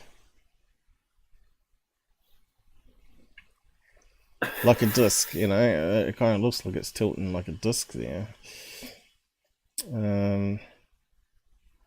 Well, there we go. Is that the one? Yeah. Now, the question is that just artifacts going around it? Is that what you're saying? Is it? Yeah, I was thinking it would be an artifact, yeah. I think it is, because if you look over here, I think that around the white thing is what we were looking at, right? If you go back to this frame Yeah, here, maybe that's why Nicap chose those photos rather than some of the crappy frames that are involved here. See, that looks like what's behind it at the moment. See, that's on the previous frame. Looks like a bit of, I don't know, fingerprint, maybe? Mm-hmm.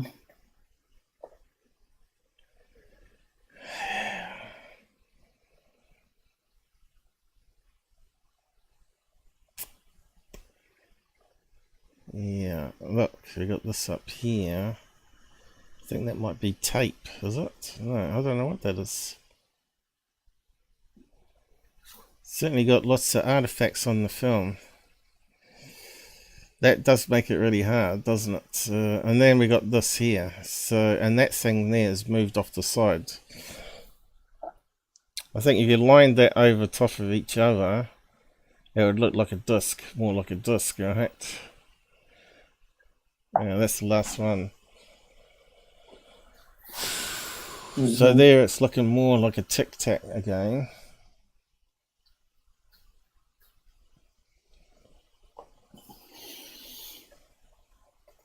But yeah, that's around it. It's got to be artifact, but who knows? It might be some sort of energy field, is what most people would say. Can't discount it. But yeah, it doesn't sort of discount it not being a balloon, actually.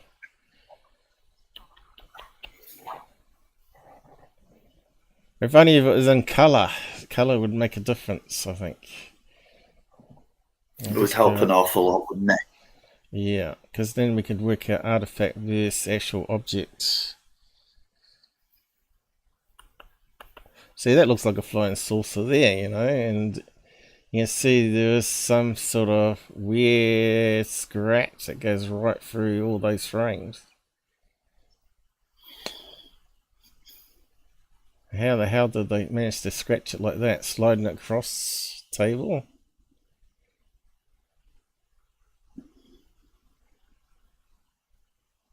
Oh, that's terrible.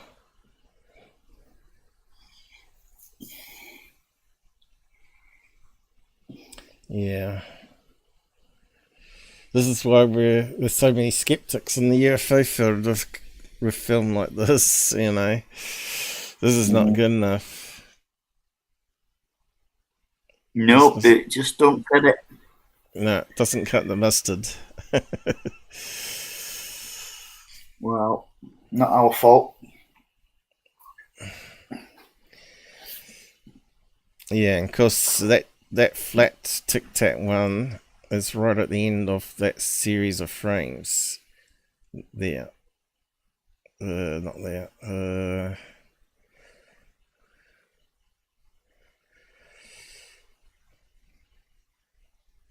Comes right at the end.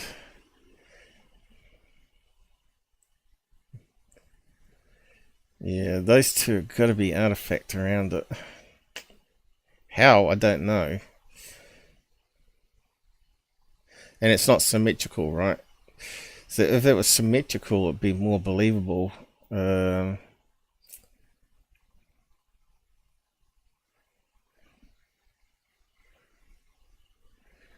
there's the tic-tac shape. And I think that's the last frame, isn't it? I know, we've got the black ones here. Let's have a look at these ones. See, that's looking more like a tic-tac. So what happened here with the contrast? Why did it suddenly change from being overexposed?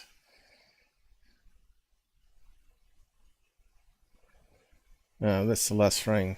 Well, that was the best one. Oh, we lost Robert again. The man in black, I got him again. Well, let's go back and grab. I don't know if I can actually. I might have to do a screen grab.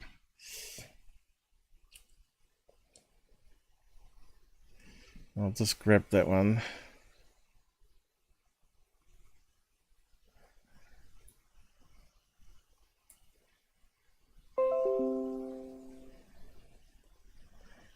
Okay.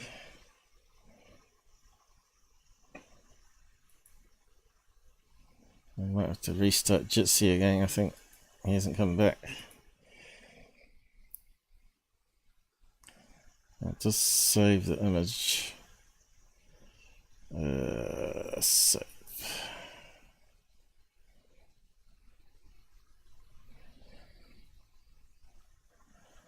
I'll run it through editor anyway.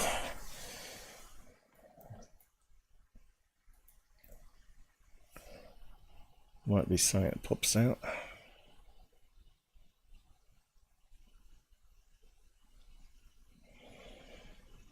And did it save it? I don't know. Where's Robert gone?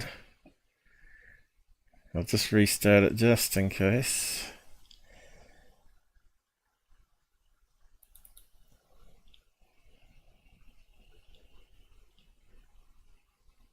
All it takes is, if he's being followed by the men in black, all they need is a microwave gun to do like a microwave and just aim it near his router and he'd be dropped off. That's why you're best with a shielded cable. No, he's not there. Rob, you gone? Okay.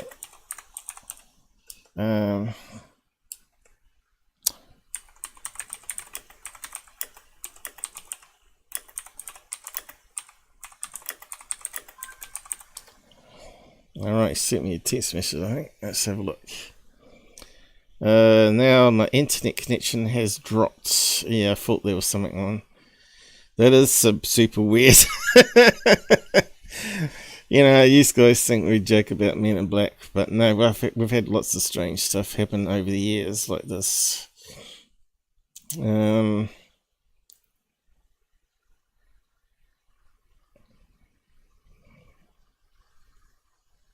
Why it doesn't, not good.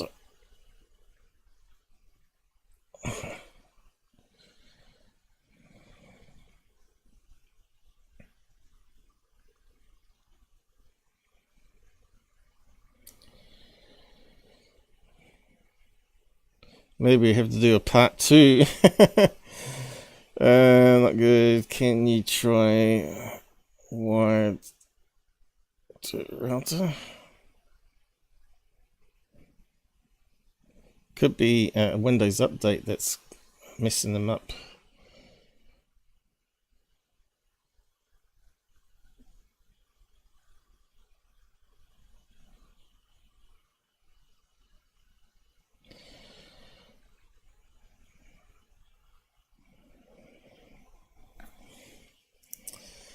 Okay.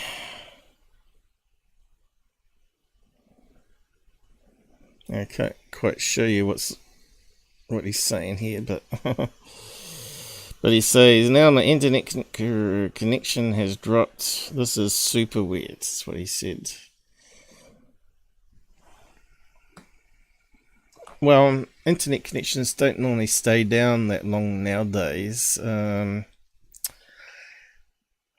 Generally, what I do is I normally go and power off the router and all that just to make sure.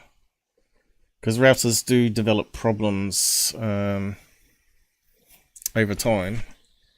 Like I've had to replace a couple this year alone. They have like memory in them that sort of goes wrong. Like NAND memory for storing, I don't know. What they store in it, like permissions, you know, like how you can sort of say always assign that IP address to that device instead of creating a new one, because you need to do that when you've got IP cameras that connect. You want them always to get the same IP address. So when the memory starts corrupting, that all screws up. And also you got the routing tables, where it builds up routing tables in memory. Let's see, what's he saying now? Nothing to do with that, it's down. Give it a few minutes.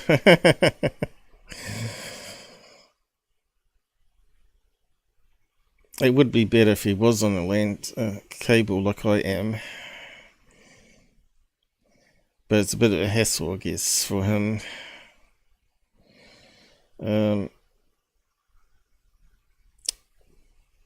Power on and off router.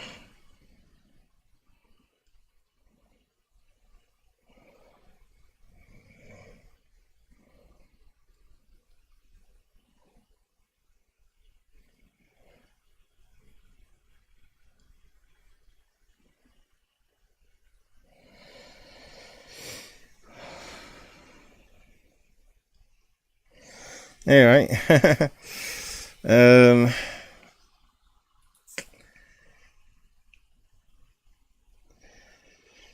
We'll do some entertainment here while we wait.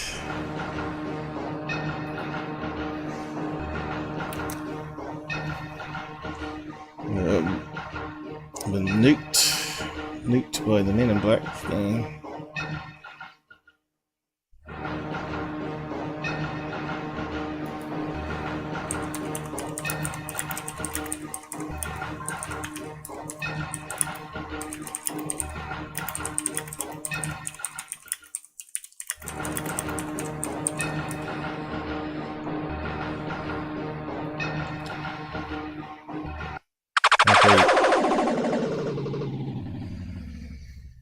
Boom. That's what happened. Even Jitsi said it was noise. It should be. It was an explosion.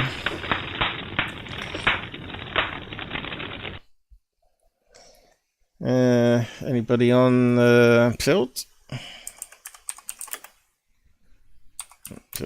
I wish it had like some small icons along the top that said how many people were watching. Let's just have a quick look. Just make it full screen here. It's still a very small font though. Poon Slayer. I think he might have gone. I'm not sure. TM, what's up? What's TM? Matt. Who else we had? Shell Diff.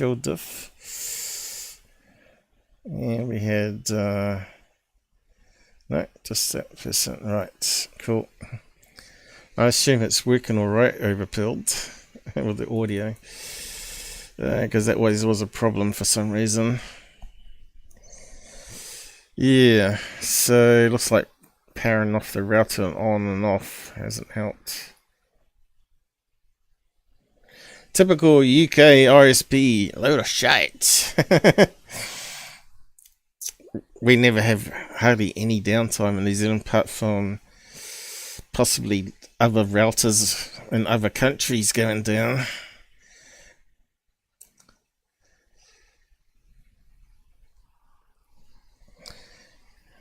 So what other entertainment can we do meantime?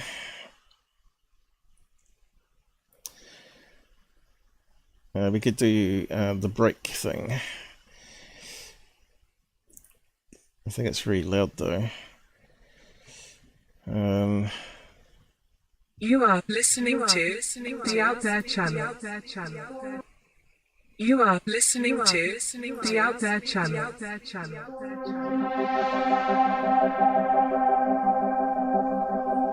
Is it too loud?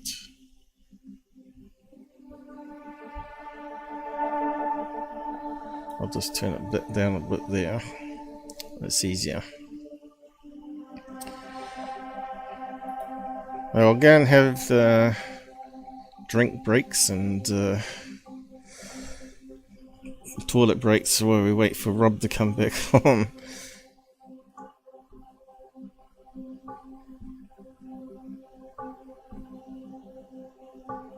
Searching for the truth. Although I could look at the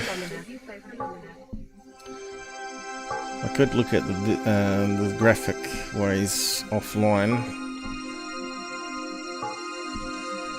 There's a good 3D effect there, though.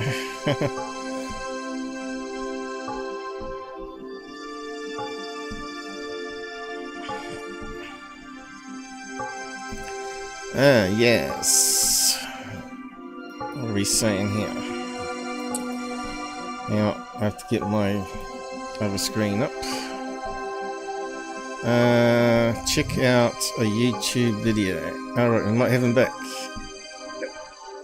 Hang on, I'll just stop that then.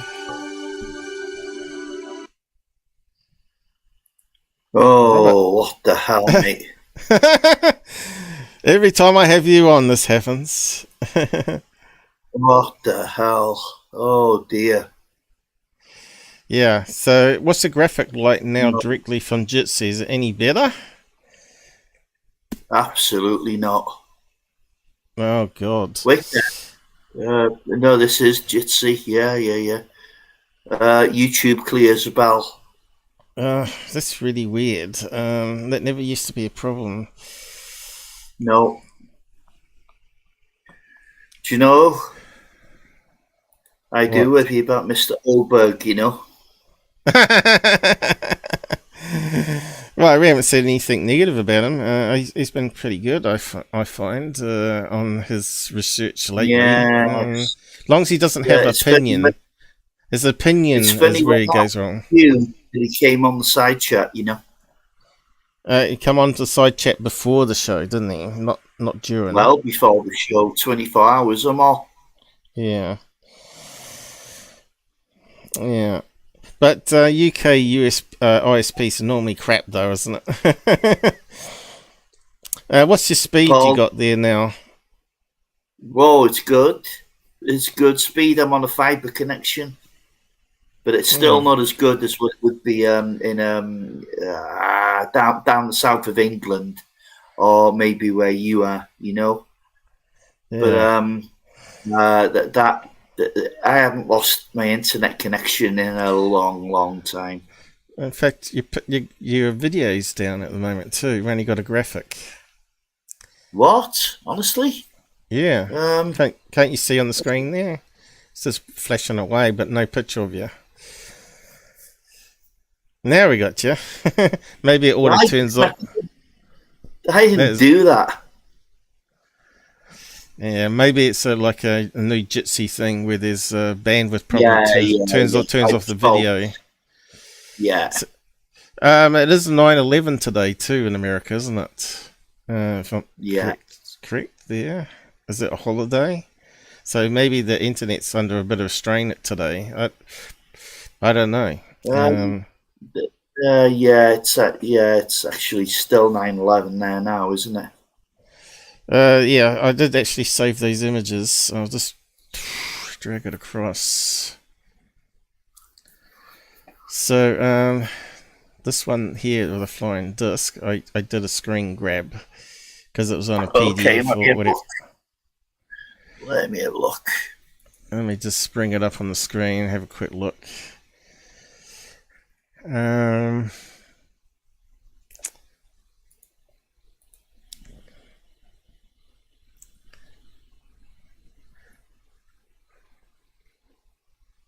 It's working all right. So this one here, let's scale it up a bit.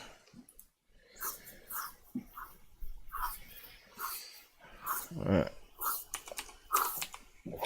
Does look like something's there, doesn't it?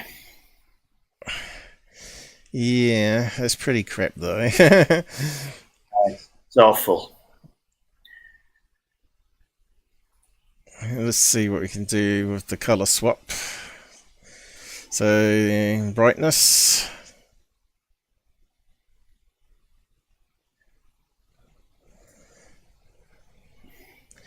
Kind of reminds me of that one that looks like ice pucky flying through the sky. Yeah. Can't remember what year it was. I've seen a very similar photograph of that as well, purported to be a UFO. So that looks like an artifact. You can see here when I turn down the brightness. It looks like some mass here over the top of the film, and that looks kind of like a scratch going around this way, or some dirt similar to these ones here. And it looks transparent here, so it's not actually a solid disc there. So the thing we're looking at is this one here still. Yeah, of course. Okay, you can see the detail we get once we get the overexposure down, you see. I'm trying to zoom while I use this at the same time. So this is the one that changes various shades of color, right?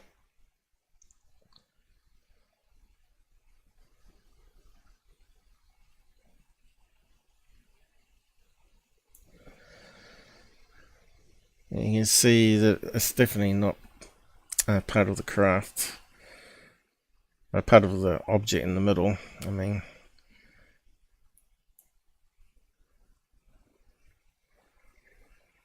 And yeah, it could be a balloon in the middle bit there. Mick wouldn't bother wasting his time on it, I don't think. No, I mean, I did say before we even looked at them, you're not going to get very far looking at them. See, if we pump up that one, you can see the artifacts. So look at this. See the artifacts now? So we've gone the opposite way. Instead of trying to focus on that, we've gone and focused on the noise around it. And you can start to see the dust or whatever it is. Or the emulsion peel or whatever. I wonder if they still got the film. They could probably do a new high-res scan of that, right? Are you still there? Well, what's Blue Book done with the film? That's what I'd like to know. And if it's just a balloon, hey, come on, and show us. Okay, let's have a look at the other image.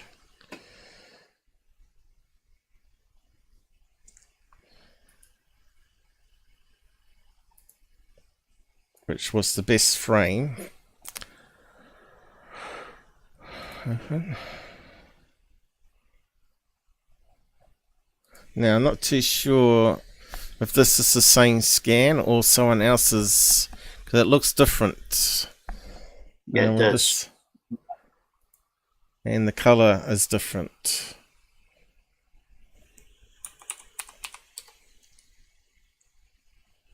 But I did zoom into that one. So we'll do that here too.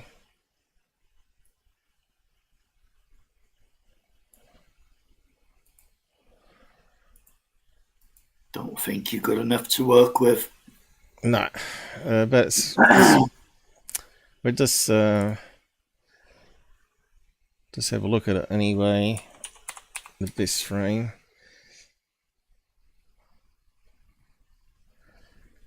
No. Now you could sharpen it, because that one looks like it's a wee bit out of focus. Photos.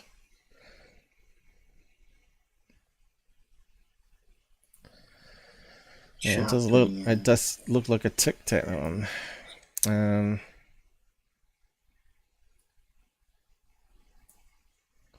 Why does it not grab it? Okay, we start amplifying the noise up now, because that's what sharpening does, amplifies everything up. Okay, so you can see it's not really a Tic Tac now. We're seeing it looks like almost like two balloons joined together. That's what it almost looks like. Yeah, but that's pretty much impossible. I mean, the guy would be really stupid.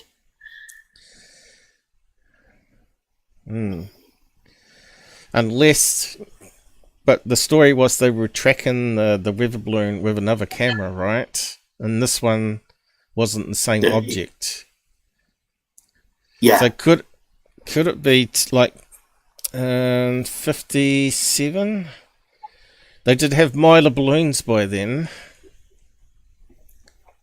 Could it be two Mylar balloons that are just floating in the sky? Because that would make more sense, and they're just rotating around vertically. I don't think so. They describe portals, and remember, they seen it a lot closer before they actually started the filming. They had to wait 10 minutes for the order to come back that they could actually film it. Yeah, but I don't see a dome unless it's a double image, and I'm not sure if you could get that. I don't think it was a balloon they filmed at all. To be quite honest, although the photos aren't evidence of anything in particular. No, I don't think. I think they filmed something unusual.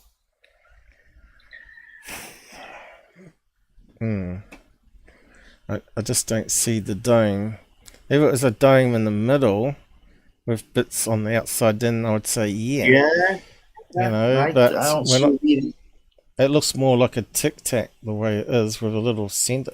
I'll just zoom in more on it.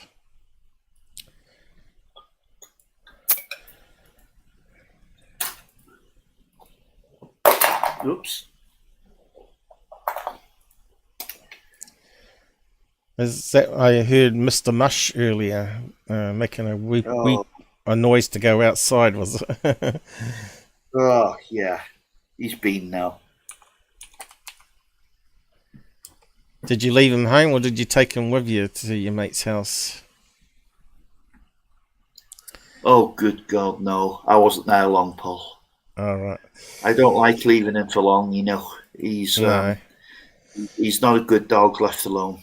No, probably tear your house to bits for revenge.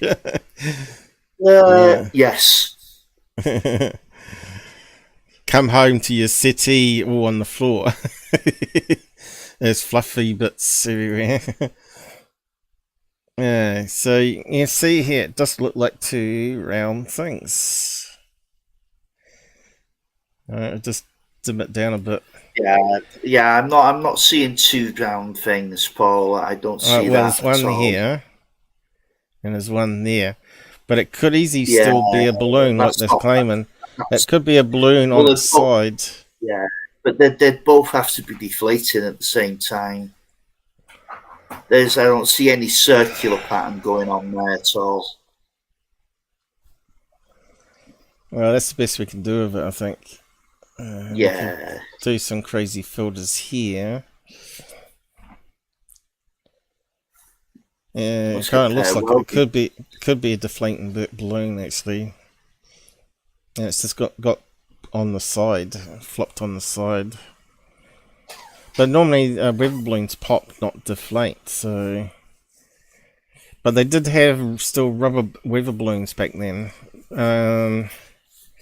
So it's a bit hard to tell, isn't it? Yeah, but of course, then again, you've got to say that the guy tracking the balloon was a bit of an idiot as well. He wasn't exactly a UFO believer. He just happened to be in charge of the camera team. So yeah, I just don't think there's too much distortion there to know what's going on. Yeah, we don't have the resolution to confirm it either way. They could rescan the images in to the best quality, and with the technology they got now, they can overlay images over top of each other and stack them. We can't do that unless they could do it. They could stack it, and then they could bring out all the details.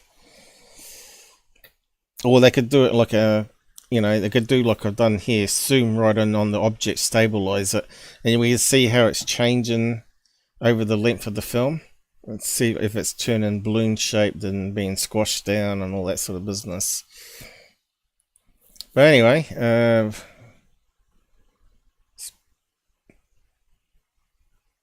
I might just save that one. Okay. Just for reference in future, I guess. I'll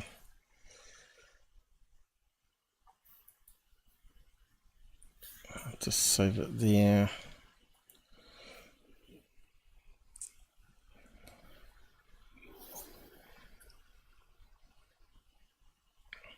What's it doing? Yeah, CPU lags a wee bit. I could save that one too, I suppose.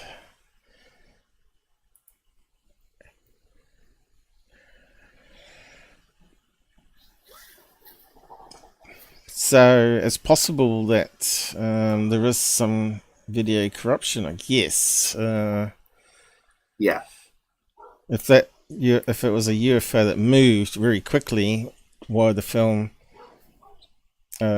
shutter was open, you would get motion blur, and it's actually one object that's sort of joined together, right?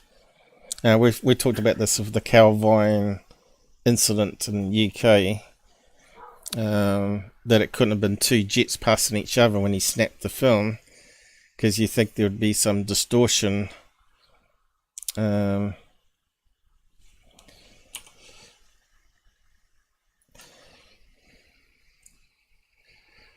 That's another point. Is there any videos of a weather balloon distorting like that? Because that would actually be a good comparison for the story, right?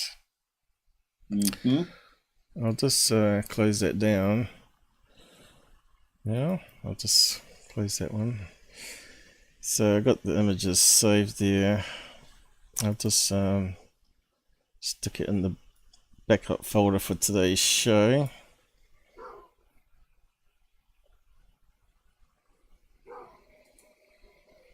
That's like next dog next door's woofing.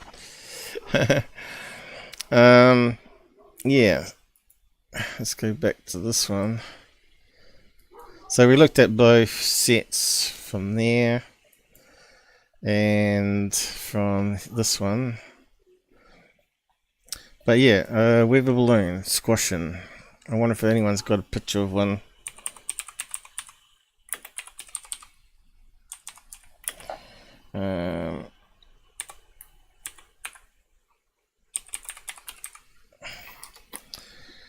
Or even a series of frames would be handy.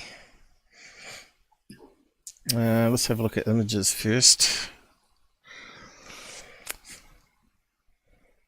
That's not weather balloon. So weather balloons like this here, right? Should be like a perfect sphere.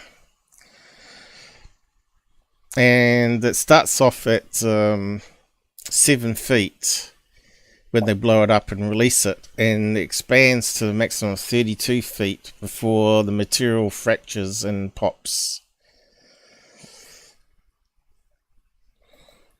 And that's all we got. Weather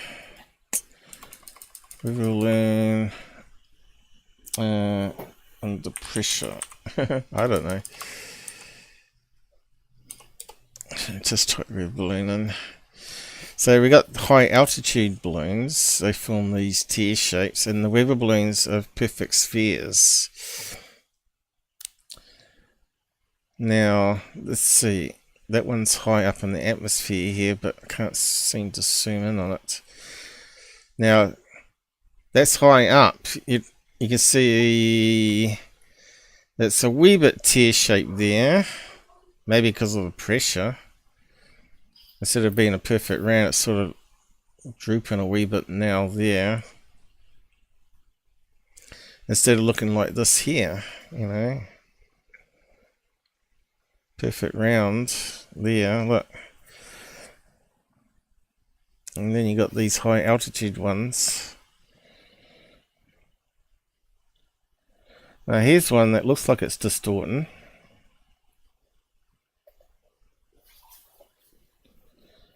Yeah, it's not that flattened out and elongated, is it? I think it's, as you said, It's more likely to pop. Yeah, then again, that could be, look, that one there, the yellowish glow, it could look like a Tic Tac if it was kind of turned on its side, couldn't it? But then again, the guys were describing a domed, a domed disc. So I don't know. We just haven't got conclusive evidence. Yeah, it is what it is. It's one of those. Okay, what's this one here? Yeah, that's a weird one. Yeah. Yeah. I think it's just been cropped off. Yeah, I was just trying to find if there's any really decent pictures. Chinese balloon was part of a low speed thing. I don't think the Chinese had balloons back in 57, but you never know. So we got the Loon balloon. That was the Google's internet test balloon they were mucking around with. I think they still got it experiment in Canada, isn't it? But then SpaceX took over from that with the Starlink, right? And they sort of abandoned it. But there is that new company. What was it called now? Where it's got like a airship. And they launch it vertically. And they're using that as like a competitor to SpaceX, having these blimp type internet balloons flying around America, trying to compete with him. And they're experimenting with that now. It was on third phase of the moon. I'm not sure if you saw the episode where we looked at it. But yeah, it's very hard to find any pictures of these typical weather balloons stretching long. But there is one there, but again, that's a high altitude one.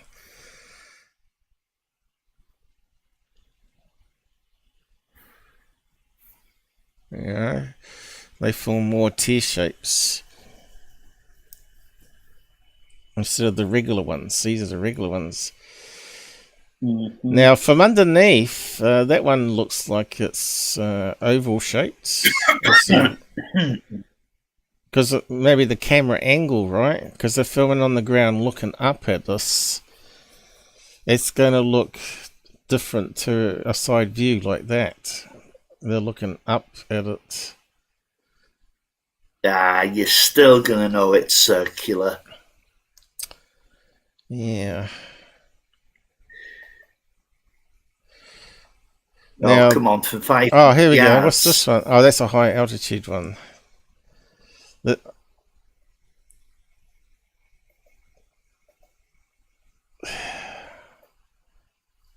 Yeah. There are some videos of weather balloons popping though. Let's see where they pop. Yeah, but you see again that you have to go against it. As you said, it's shot off.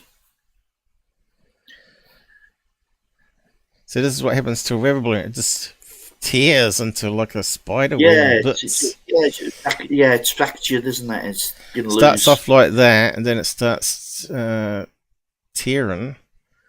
There, and then it's lots of bits, and then that looks like. So when people are filming balloons like that, and they say it's got to be a craft because it disappeared very fast. Well, this is like milliseconds, right? It pops into all this. And of course, the camera doesn't pick it up anymore. It's too small. It's not reflective anymore, and it looks like it's just going to vanish, isn't it? Yeah, so they can be mistaken by filming balloons, right? It depends. If you actually see it move from point A to point B quickly, it's not a balloon, is it? No, but if it instantly disappears while they're filming it, then this is what happens. It pops, and the camera sensor doesn't pick it up anymore. But you can see it was a perfect round shape there, right? So I'm not sure what kind of weather balloons they were using back in 1957. I think that's the key thing. We need the old technology balloons, not the current technology balloons, because maybe they were using a rubber one, which would deform like they're saying, where it sort of swashes down with the pressure of the air and all that sort of stuff. So we probably want weather balloon. Well, just type in weather balloon 1950s. I've got a load of them here. We're thinking the same. I was onto it already. There you go. There you go. But they're high altitude ones. High altitude, you see. Yeah, but yeah, I know, but they've still got it. Yeah, and they've got a payload as well. For God's sakes, from 500 yards, you're going to see the payload. Something that big, you would. Jeez, yeah.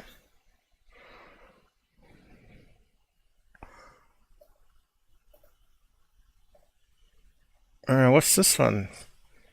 It's got a USA Type 17 balloon. Okay, let's have a look at that one. Because that's more like an airship, if that's the case.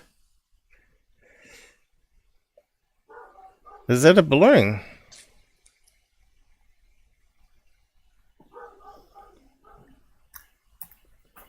They're saying it is.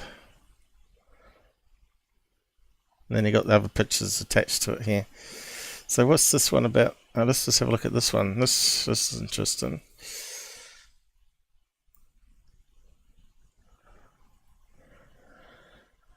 So what's it say underneath? The best publicly available photograph of a Type 17 in action with its TEFA still intact. Okay, let's zoom in on that.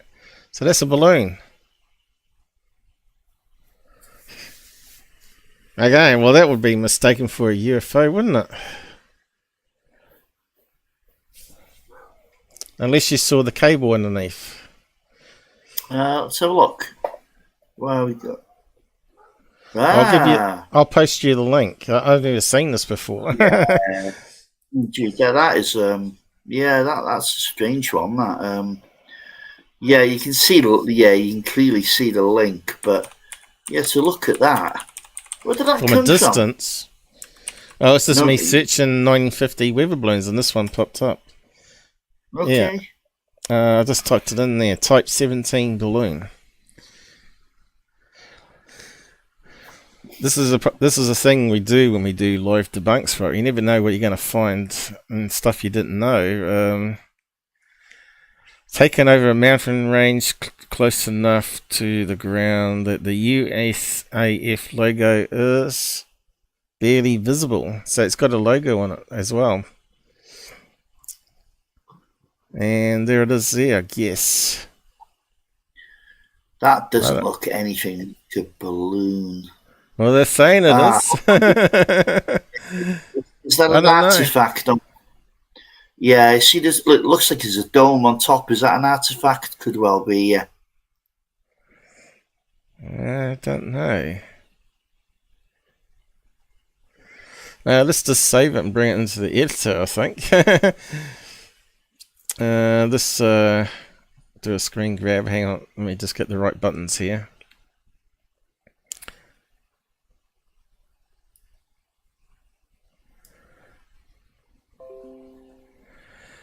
And I'll paste it into here.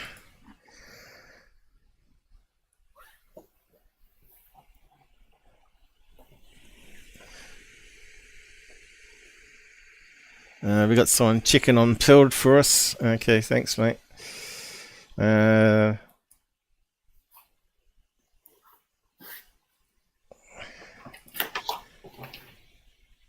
Okay. I want to resize it. I might have to zoom in a few times like last time.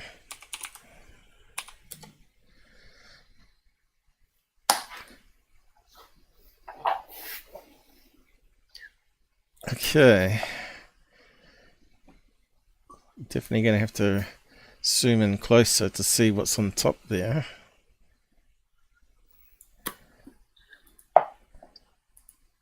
I mean, you've got what looks like another disc in the bottom right there. Yeah, they've got multiple balloons up. Yeah. Yeah. That's a funny looking balloon, that. Yeah. I've never seen it like that before. No. You could probably put it out to your group and see what they can find out about it, maybe. Yeah. Let's do some color swap on it and see if we can bring out some details here, but we'll try dimming it down a bit. Oh, look at that. Definitely got a dome. Unbelievable. Yeah, it doesn't appear joined though, does it? I don't know.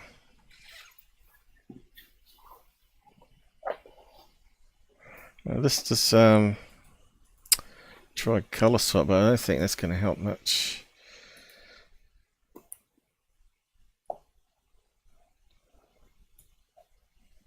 Looks like 3 things going around the edge.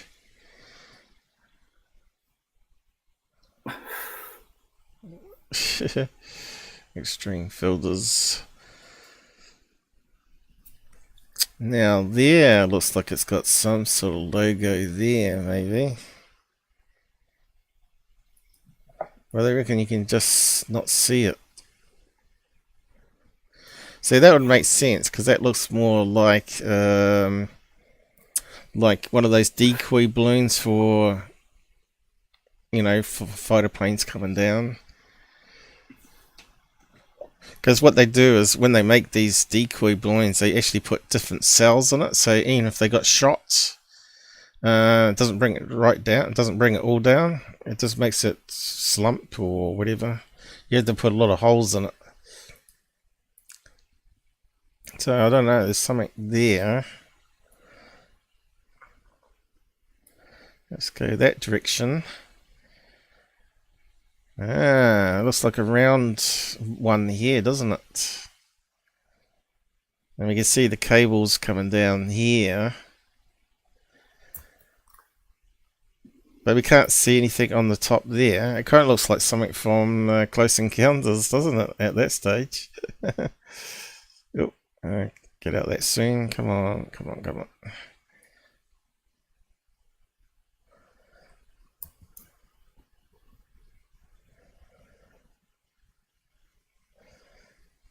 Yeah, it's kind of weird.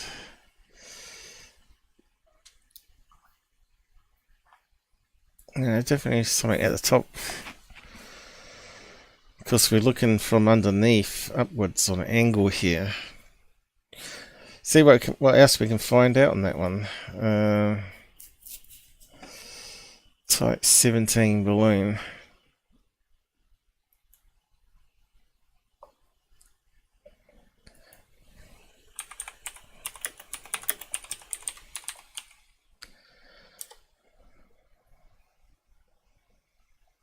Okay, what do we got mentioned here?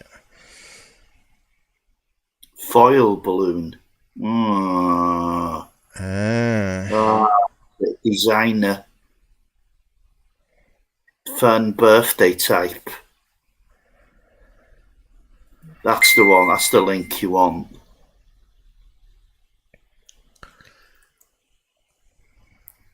Well,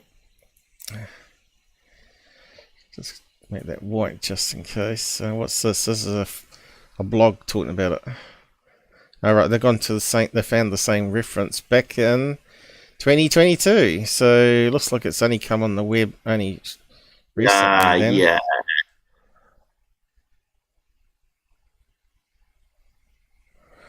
And that's all we got on that page. What else we got? I don't think we're about to find too much on it, actually.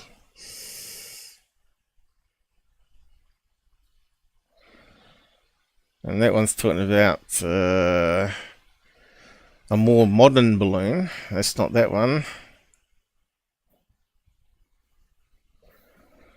We're looking for the old one. Web balloon launch breaks New Zealand records. Not that one. No, there's not too much on it. Yeah, run that out to you guys on your page and see what comes back. Meteorological balloons, type 2. Looks like we got a lot of learning to do on balloon history, actually. NASA's scientific balloons return to flight spring 2021. No, there's not. There wasn't too much on that. Just that Wikipedia page or whatever. Very interesting. And they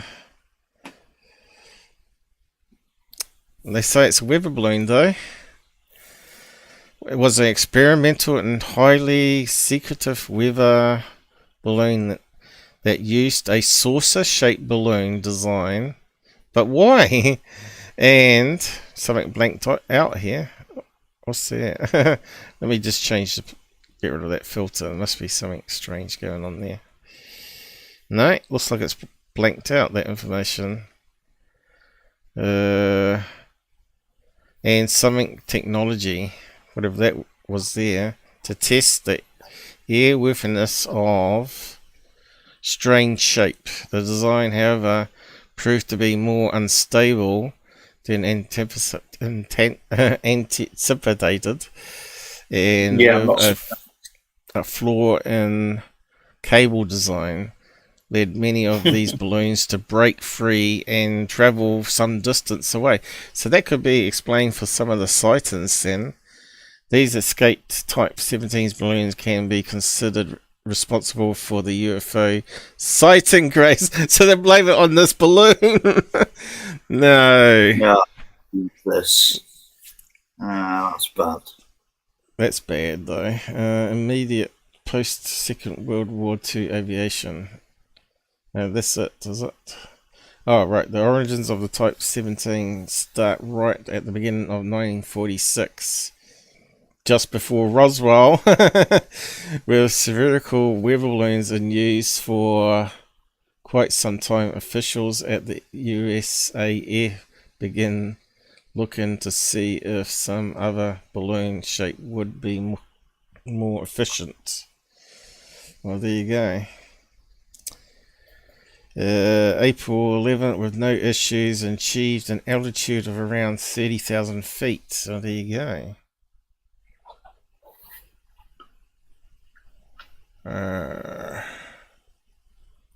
By June, construction of around 2/3 of the Type 17s was complete and were now being introduced to various bases in New Mexico, with a few also being sent to bases in Nevada, Texas, Arizona, and it is also known that possibly one was sent to NORAD, which is next to Utah. Headquarters, it's next to Skinwalker Ranch, isn't it? Colorado. Testing continued without issues until the first of many incidents occurred on December 29th. During a routine flight, balloon 134 was sent aloft, but the cable connecting the balloon suddenly broke. The 134 was thrown by the wind similar to a frisbee. The balloon was sent almost 30 miles east and crashed in the middle of the desert. It took the USAF almost 3 days to find the remains. It was then found that the cable's design for the Type 17 had a fatal flaw. Well, it was also a strength problem, I would have thought, because some wind can get strong. It was found over time the low quality synthetic material it was made out of would eventually disintegrate, leaving the balloon to be blown away in the wind. Sometimes the balloon would be blown in such a way due to its shape. It could be described as performing maneuvers that no man-made craft could do. This flaw was largely ignored for the first few months upon discovery, but by launch of 1947, more balloons were being lost. You don't think Roswell had anything to do with this particular balloon, do you? Now we're reading that shit. Well, unless it can spread something metallic over 3/4 of a mile. But it does throw another spin into the works, doesn't it? And it just goes on. No, a bit not here. for me. It doesn't explain Roswell in the slightest for me, to be honest. All right, they got Roswell here. There's quite a big article on that page, and then they got the Trent Yeah. video as well. But we know the Trent video was a truck mirror, 100% truck mirror on fishing line. Anyway, I've posted that. Yeah, right. Yeah, I disagree with that. I don't think it was anything to do with fishing line. I know the website that you got that from, and that was a hoaxy website. They actually charged you money to use their software, and it was purely for bunking reasons. In the two photos, they had the angle, right? They had the angle of the fishing line in two separate photos on exactly the same degree path. Impossible. That wasn't the fishing line. You're talking about the McMinnville photos, aren't you? Yeah, talking about the Trent photos. Yeah. No. They did the rescan of the negatives, and I found it on a proper, legit website, and I analysed it.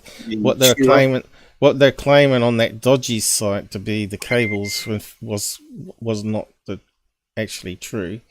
We found actually other fine lines that was a bit hard to distinguish between it being scratches or not, because apparently they handled the negative of this particular photo and slid it across the table. And I said, well, that looks almost like it's been purposely scratched, because it's so badly scratched, worse than anything I've ever seen, that they wanted to hide the fishing line that was visible. But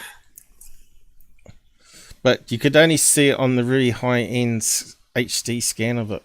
But it is a truck mirror. We overlaid the original photo with the truck mirror, and it was 100% match. You just have to watch my 2 episodes. I did one on the truck mirror and looked at all the debunkers, including Maccabee's claims, and his analysis was correct, but his conclusion was wrong. He said it was highly reflective underneath, but if it's a truck mirror, it's going to be, isn't it? But anyway, we better move on. I was hoping that we were going to find a weather balloon squashing. Actually, so you can see back then they had different types of weather balloons, right? So that squashiness that we've seen is possible, I think, back in 1957. That's what I'm saying. So, yeah, tic-tac, blah, blah, blah. Yeah, it's possible, but extremely unlikely given the witness testimony. Unless they got mistaken what they were seeing too, right? Yeah, well, they seen it fairly close, before they started filming. So, not for me. No, not for me. Whereas we have to put that in the Liz zone, I think, still. Low information zone there. It's just like the airline pilots that we got at the moment claiming to see UFOs in the distance, and they're clearly Starlink that's sort of going below the horizon. Yeah. I'll tell you what's low information. It's a shame we didn't have the radar data. But we've certainly got the 2 first-hand witnesses. A whole number of people on the base seen the film, and they certainly were not of the opinion it was a balloon. They are trained observers, all of them, wouldn't they? Wouldn't they be? So no, for me, it's not a balloon. And if it was a balloon, come on, Blue Book, just show us the film. Yeah, we better get a lot more information from the film and be able to see how it's moving. Exactly, we're clutching at straws. No, if it's tumbling, right, like a balloon would, like if it's being squashed vertically and then it's tumbling. Yeah, I'm just saying, Paul, we're clutching at straws. We don't know. We're surmising and surmising. It's not getting us anywhere. Yes, it could have been a balloon, but it would mean that the witnesses were and all the people that viewed the film were horribly mistaken, why would Blue Book be afraid to release the film if it was just a balloon? You've got to factor in all these things together. I think there's plenty of information there to suggest it wasn't a balloon. For me, anyway. Maybe not for you, but certainly for me. I'd have to put it in. I'd have to put it into 50-50 myself at this stage, but I'd yeah, go now. Yeah, I'd go a lot you'd go higher. I know. Yeah, but it could have been something man-made, but not a balloon. Not a balloon. Not a chance. Yeah. So what else is out there, like the Type 17, that we don't know about? That's the problem as well.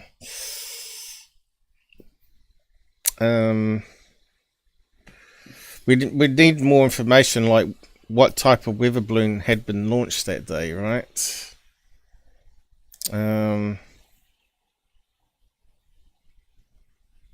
Crazy world, but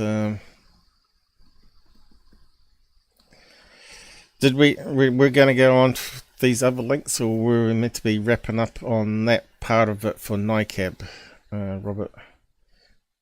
As we can talk about the other stuff I've got up here about Gordon's character. Yeah, just 1 second. Just 1 second. I'll be with you now.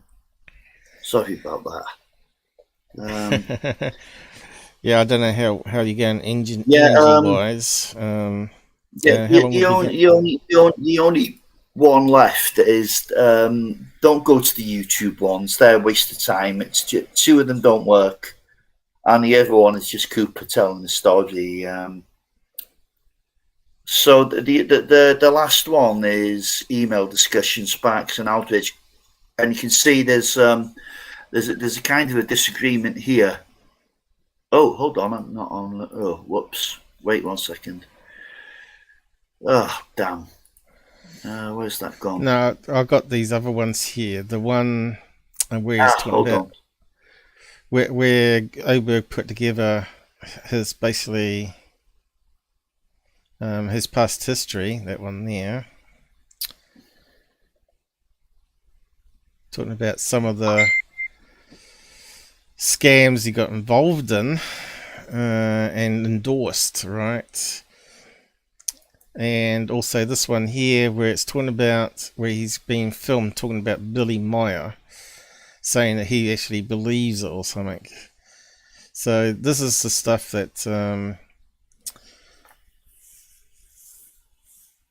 is actually really bad on Cooper's character, because we know that Billy Meier was a complete fraud. I'll just skim it in a wee bit. So here he is at a dinner. I've posted a link to it anyway, but he's a wee bit hard to understand at times. I might have to up him.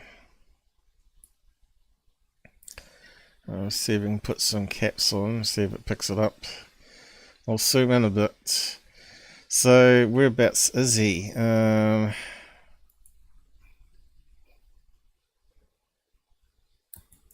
Yes, very funny.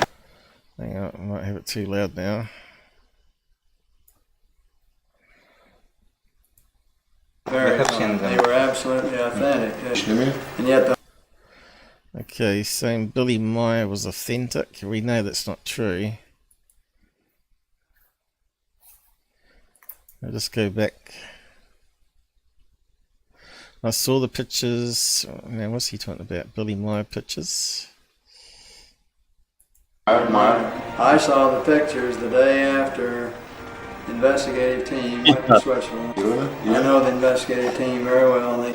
They came to my home, show me all their pictures. Very fine photos, yes, very fine. Very fine. They were absolutely authentic.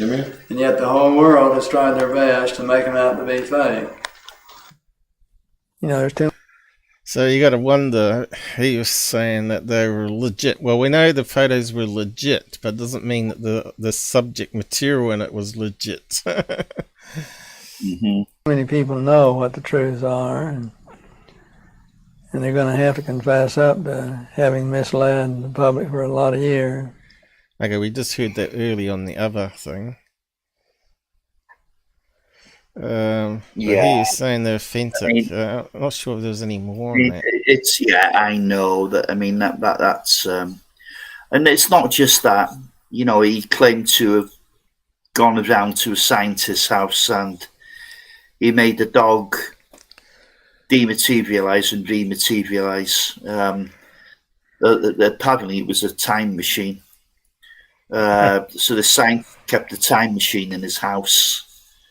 Right. Yeah.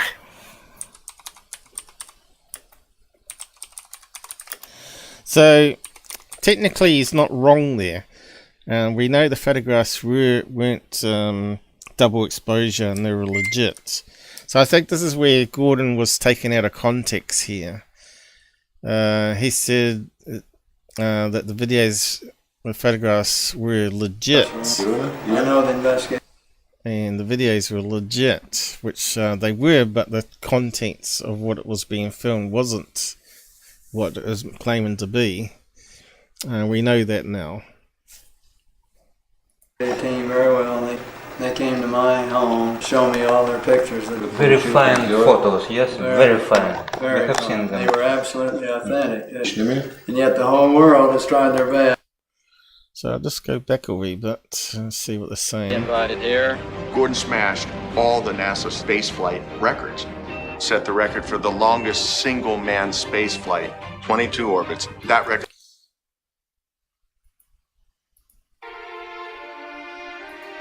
I got some music on it.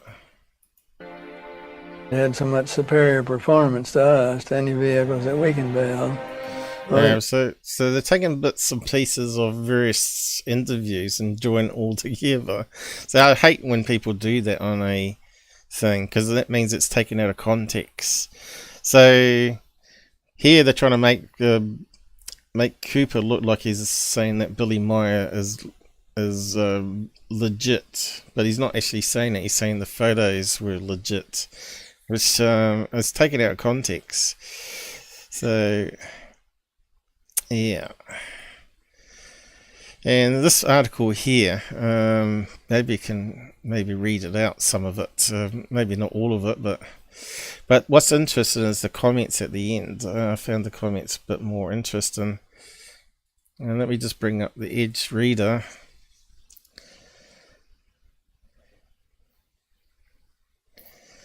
A lot of people don't know about his past, but this article is a bit shocking, actually. All the things he got up to, and of course, Gordon Cooper. Who?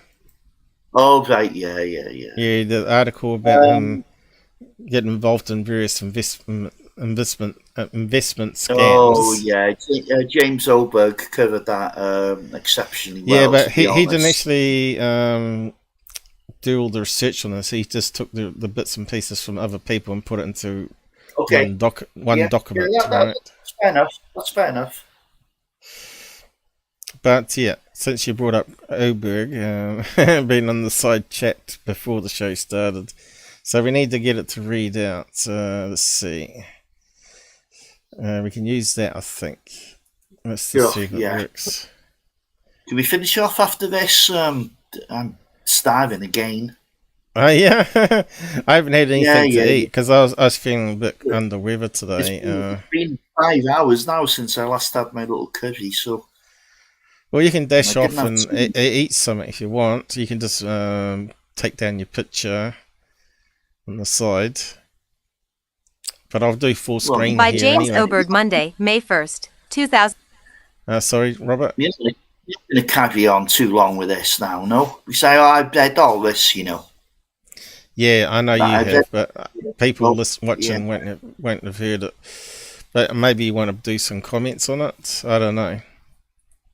Well, no, I mean, if that's Monday. personal, I'm not interested in that. Right. So you've done all the UFO stuff now? Yeah, I've done all the UFO stuff. Well, you can even mute yourself and go and do whatever you want, and maybe drop back in at the end after I've done this bit. It's up to you. Or we can go completely, and I'll just wrap up on this article here and wrap up the live show. Yeah, you wrap up. Yeah, hold on a minute. Where the hell am I? Okay, I'll mute. Anyway, we'll just carry on here. Monday, May 1st, 2017. Comments 53. Oh, what's happened there? In perspective, the stories that Gordon Cooper told Daryl Miklos about his space treasure map.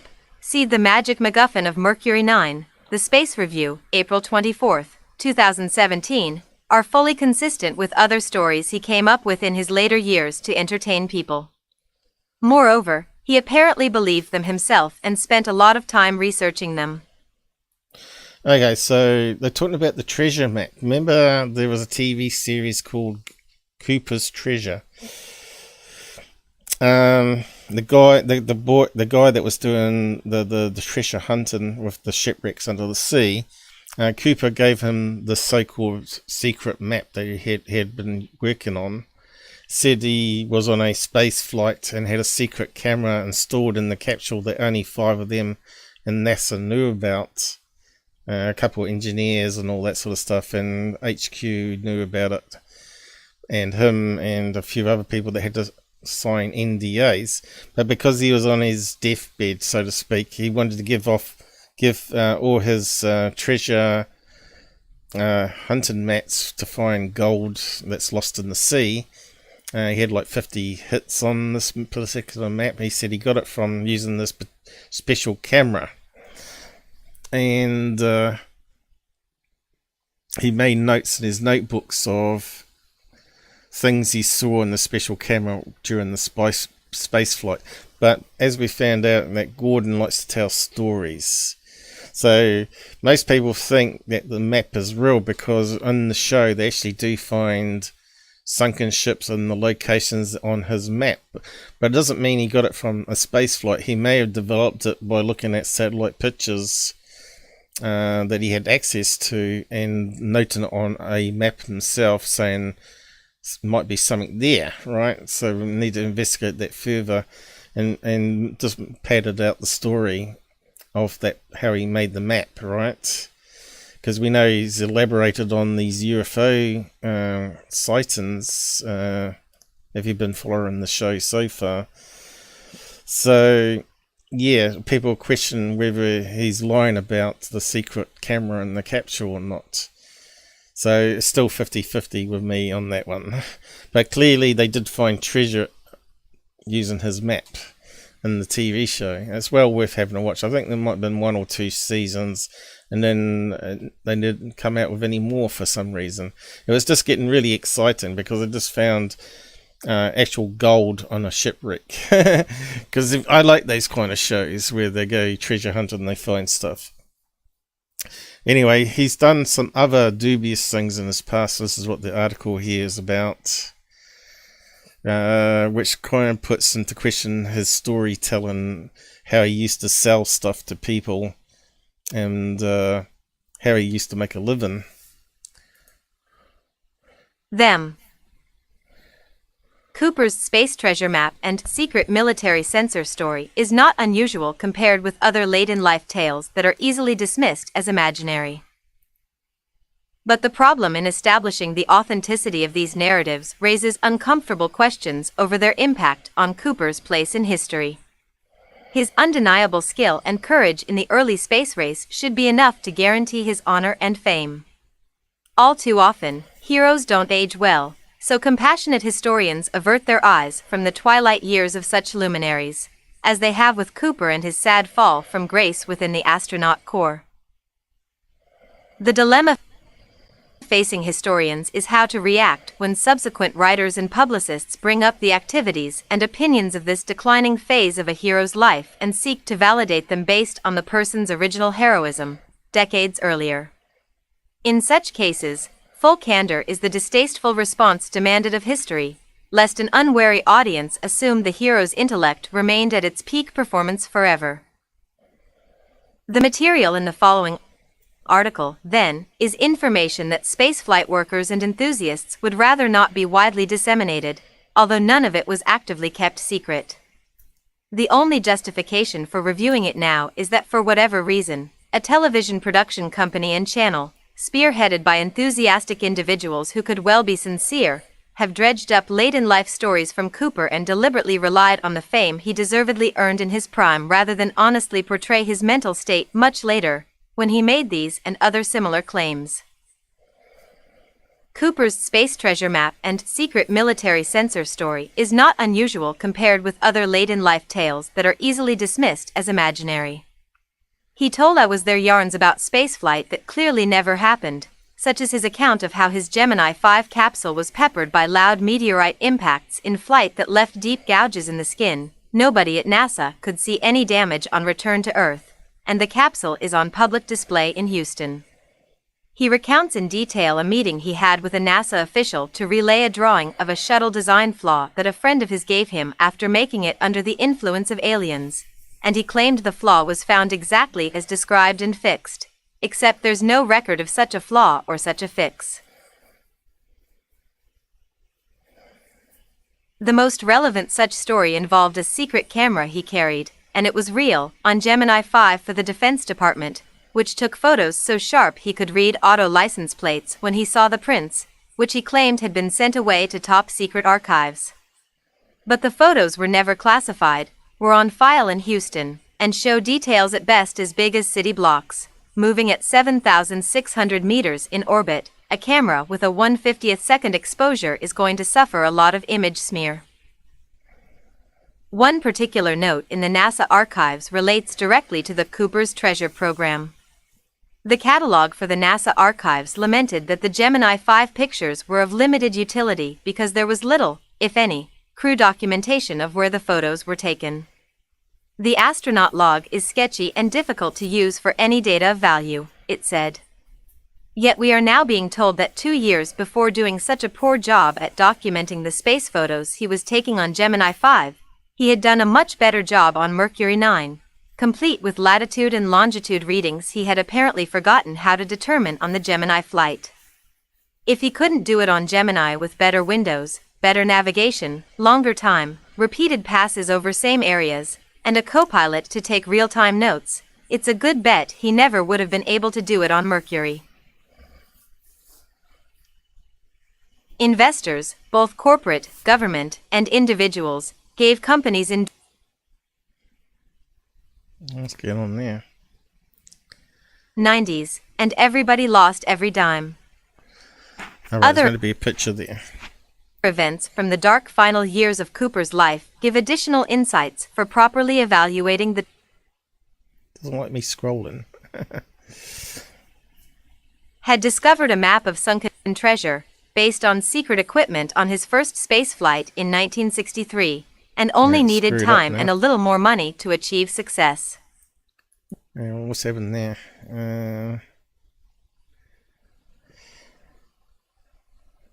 I screwed it up, have I? Million during the 1980s and 1990s, and everybody lost every dime. Other events from the dark final years of Cooper's life give additional insights for properly evaluating the treasure map story.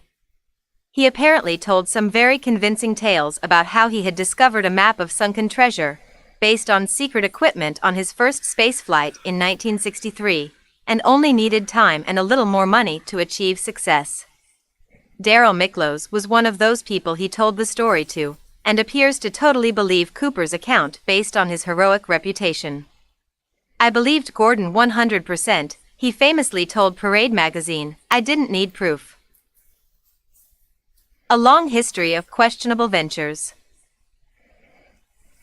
But perhaps space enthusiasts who think that Cooper's NASA career is adequate grounds to believe all the stories he tells might be advised to read the feature article in the Wall Street Journal for November 7, 1997. The story by staff reporters Ellen Joan Pollock and Carlos Tejada is titled Down to Earth, An Astronaut's Fame Draws Desperate Cities into Risky Investments, with the subtitle Gordon Cooper was a hero in space but has trouble making his business fly. It's behind the newspaper's paywall, but summary of it follows. Investors, both corporate, government, and individuals, gave companies endorsed or organized by Cooper over $2 million during the 1980s and 1990s, and everybody lost every dime. Cooper said it was all their own fault. Cooper completely trusted his partners in these companies, and he also trusted his own engineering and business instincts. According to Al Bubis, a partner in 2 of the failed companies, he doesn't believe anybody's going to say things that are not true. You have to believe, if you go up into space in a pillbox. For Cooper's first commercial experience after leaving NASA in 1970, he was hired as a consultant by Dalton Smith, who used Cooper's name to clinch a number of deals. Cooper was paid not in cash but with a small airplane, which he spent a lot of his own time, effort, and money refurbishing. Then he was told the aircraft had not even been Smith's, who was also convicted of fraud for some other business activities, and it was repossessed, leaving Cooper in the hole for his work. Smith then asked Cooper to take part in a second consulting project with him. Incredibly, Cooper, who thought of Smith as a nice guy, accepted.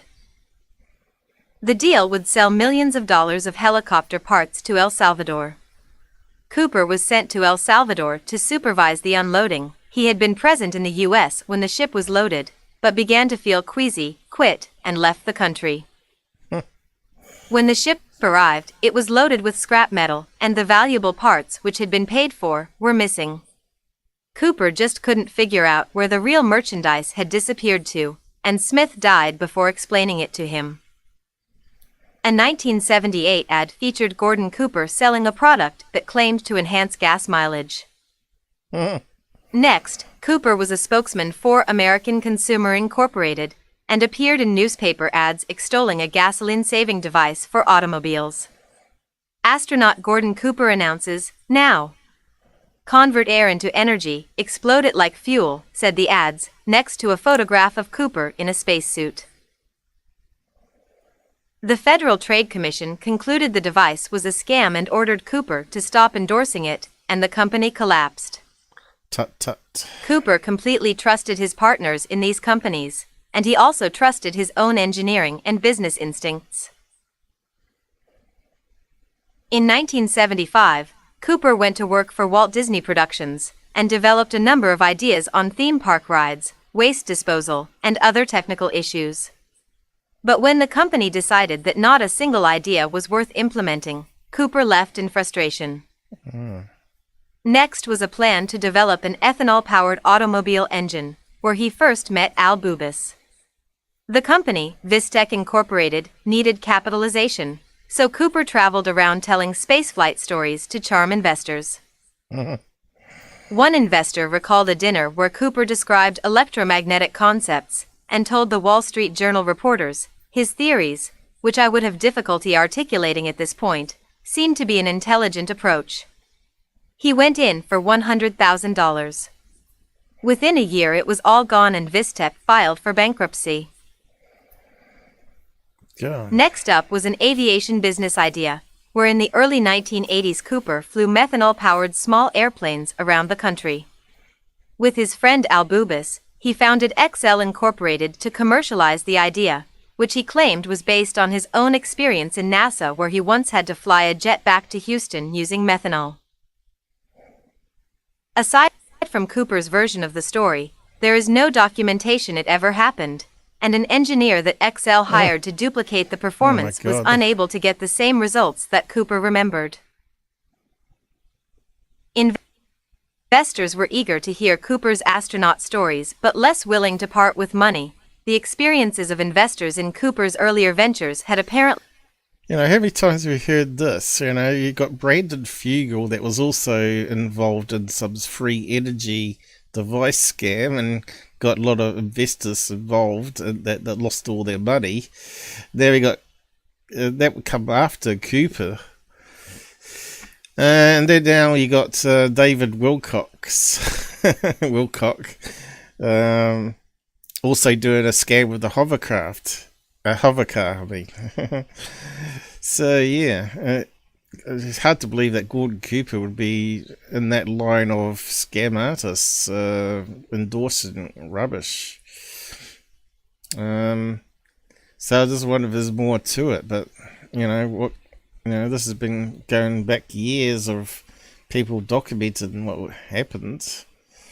It's got to be true what they're saying, because someone would oppose these articles by now.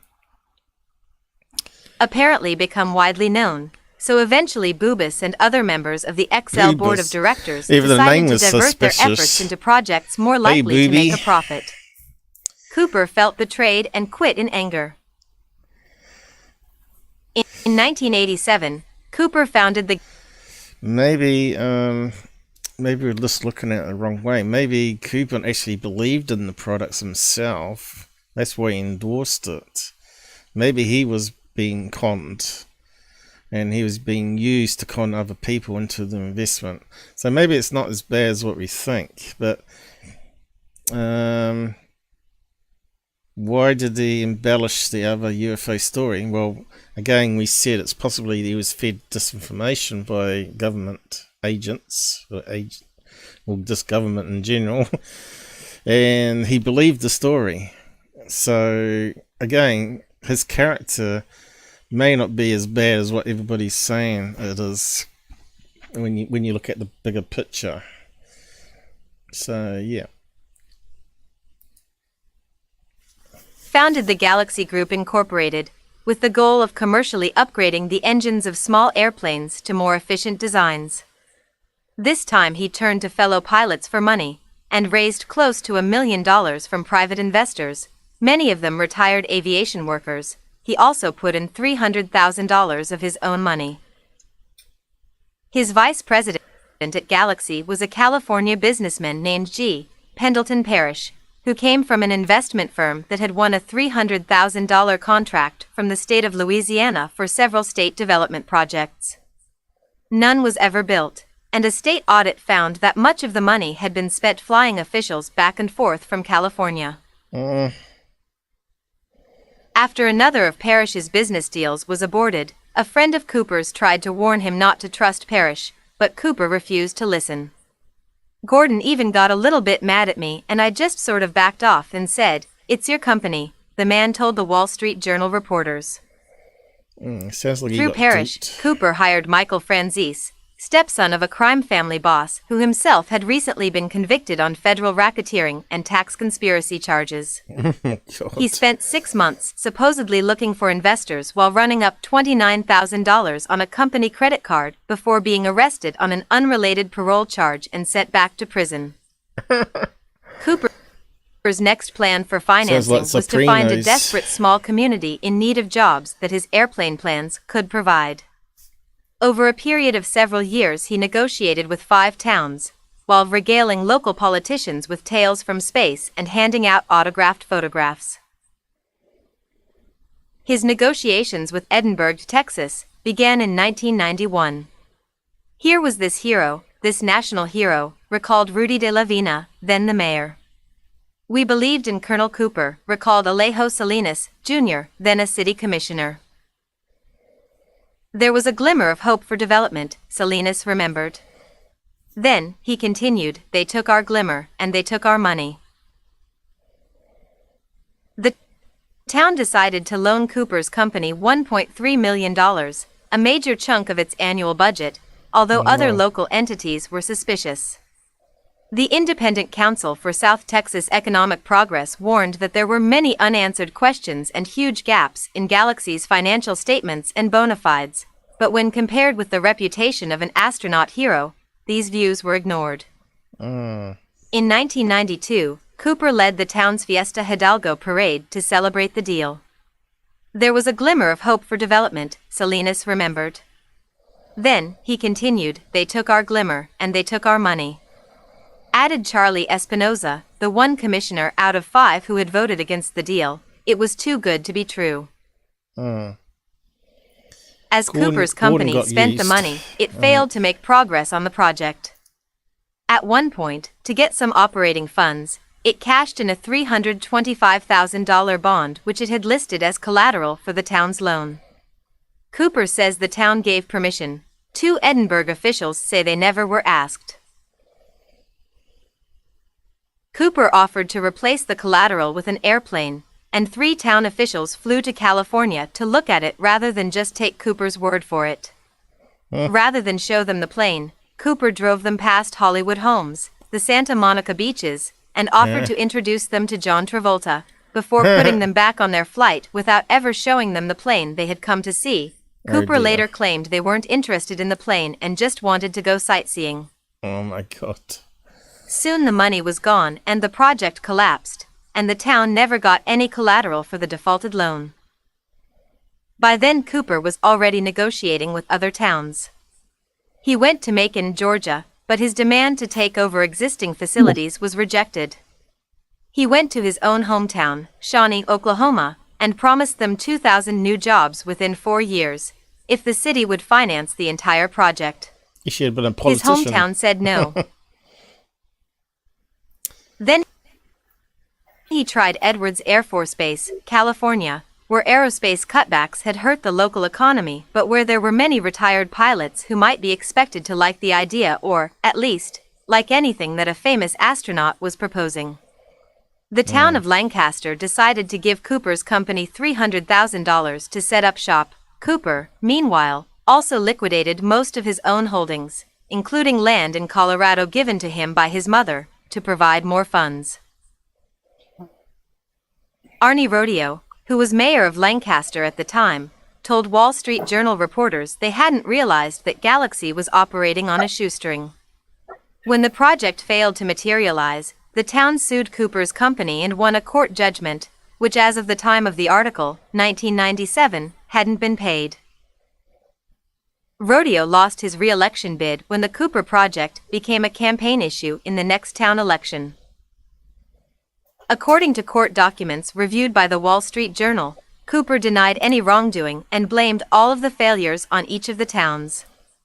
He also criticized Edinburgh for breaking a promise not to sue him for default.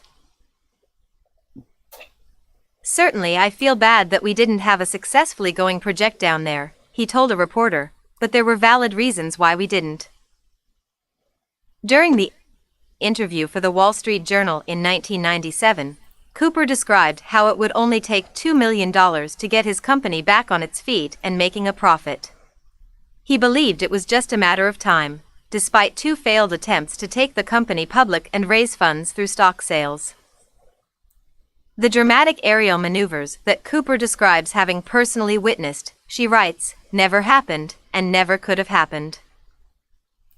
According to the Wall Street Journal, Cooper had his eye on a project to build logging helicopters for Fiji, and he had been in touch with an inventor of a new piston engine for small airplanes that is so simple, you can't believe it will work.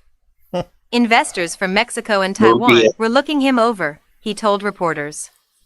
"We don't have a check in hand," he admitted in 1997, "but we're looking very optimistic." The flying saucer that didn't.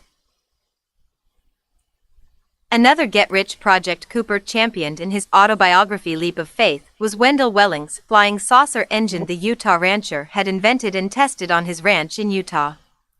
Cooper describes, page 207, his visit there after Welling had died and the impression the device made on him. "I sat at the control station about 10 feet away. The sole flight control was an airplane-type stick. The only noise in the room was the slight whir of the generator.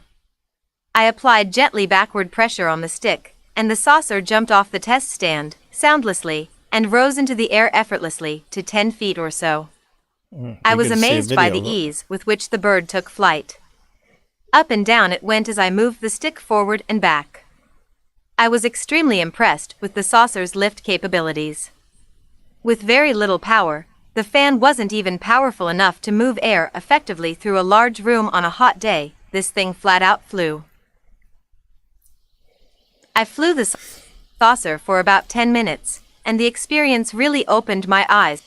So he's doing a prototype with a device that's obviously got a cable tether to it for electricity, right?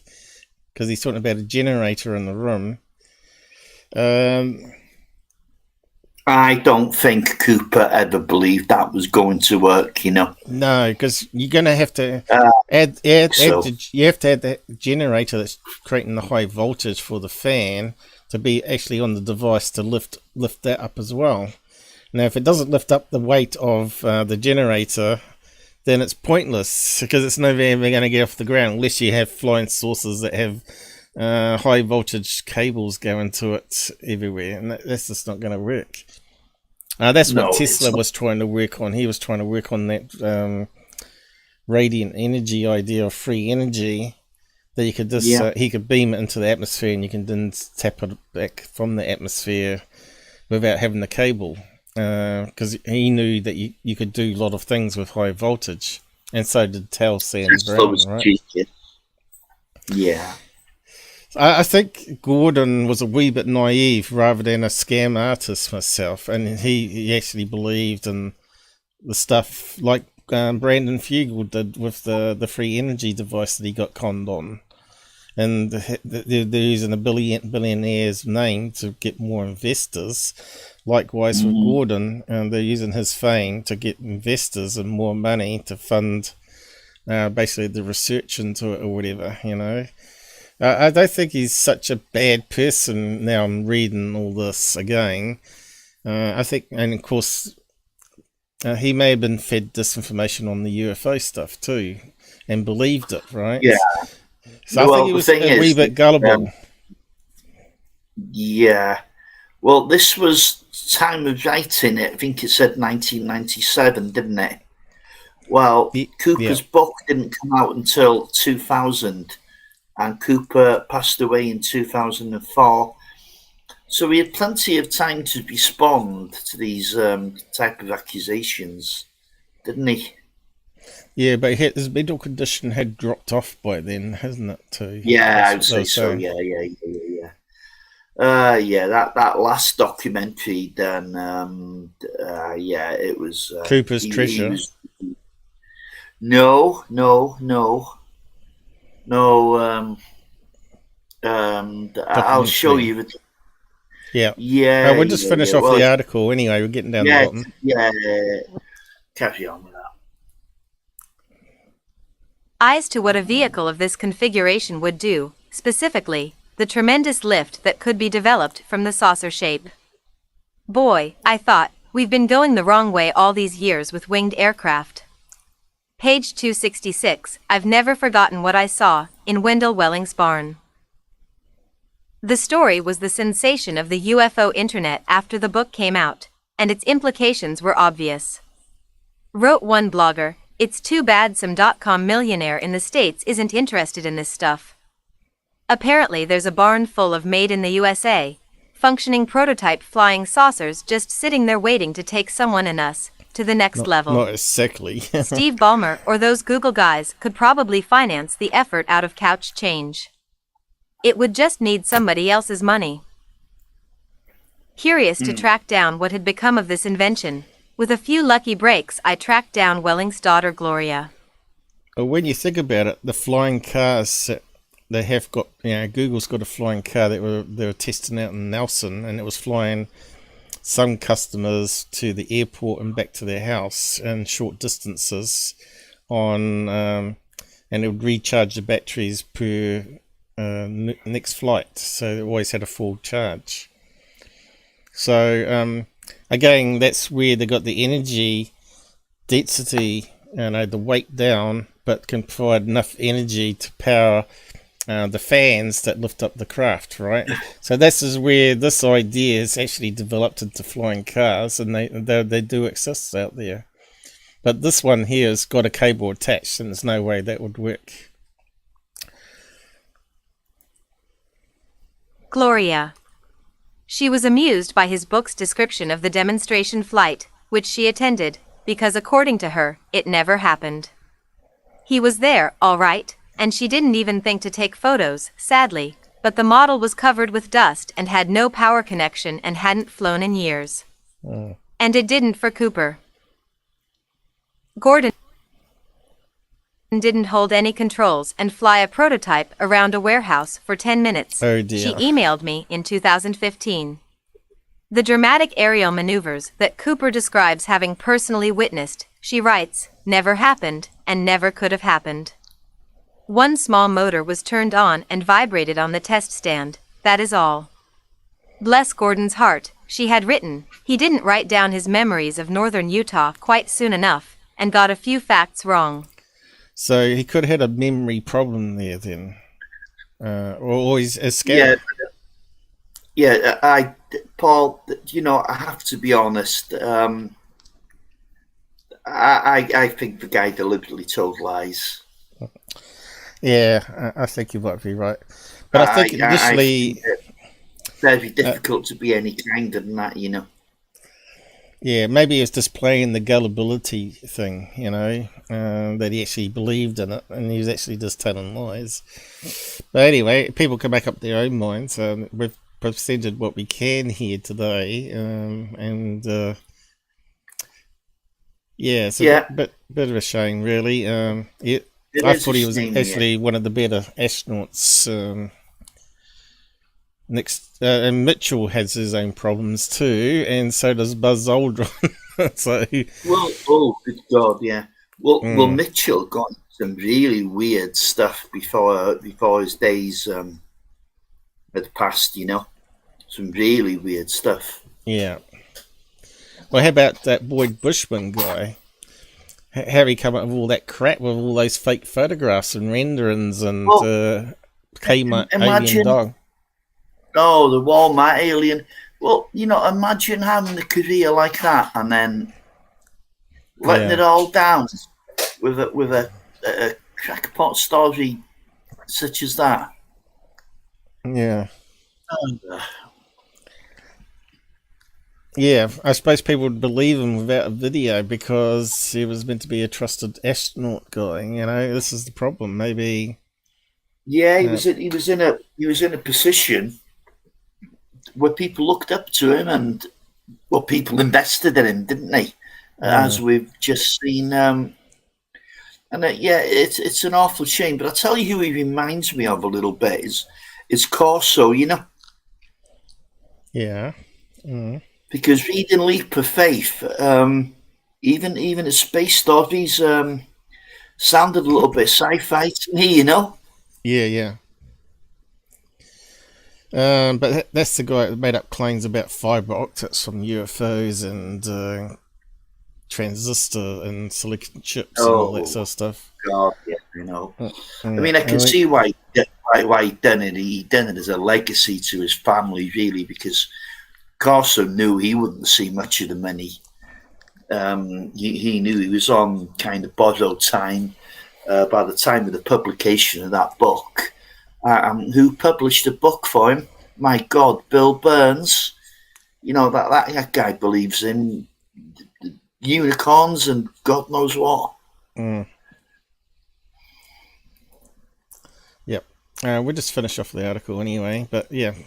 It's a good discussion point, right? So this is like our first one. We might bring them up again in the future as more stuff develops or new finds come out or whatever. But it sort of does kick in the guts James Fox's Out of the Blue movie there with that Gordon Cooper clip. James Fox is a standing joke to me. Yeah, I'd have to agree. And I can tell you now I'm not on my own. No, you got me on your side on that one. And I think probably even Cambion's on your side on that comment. Yeah.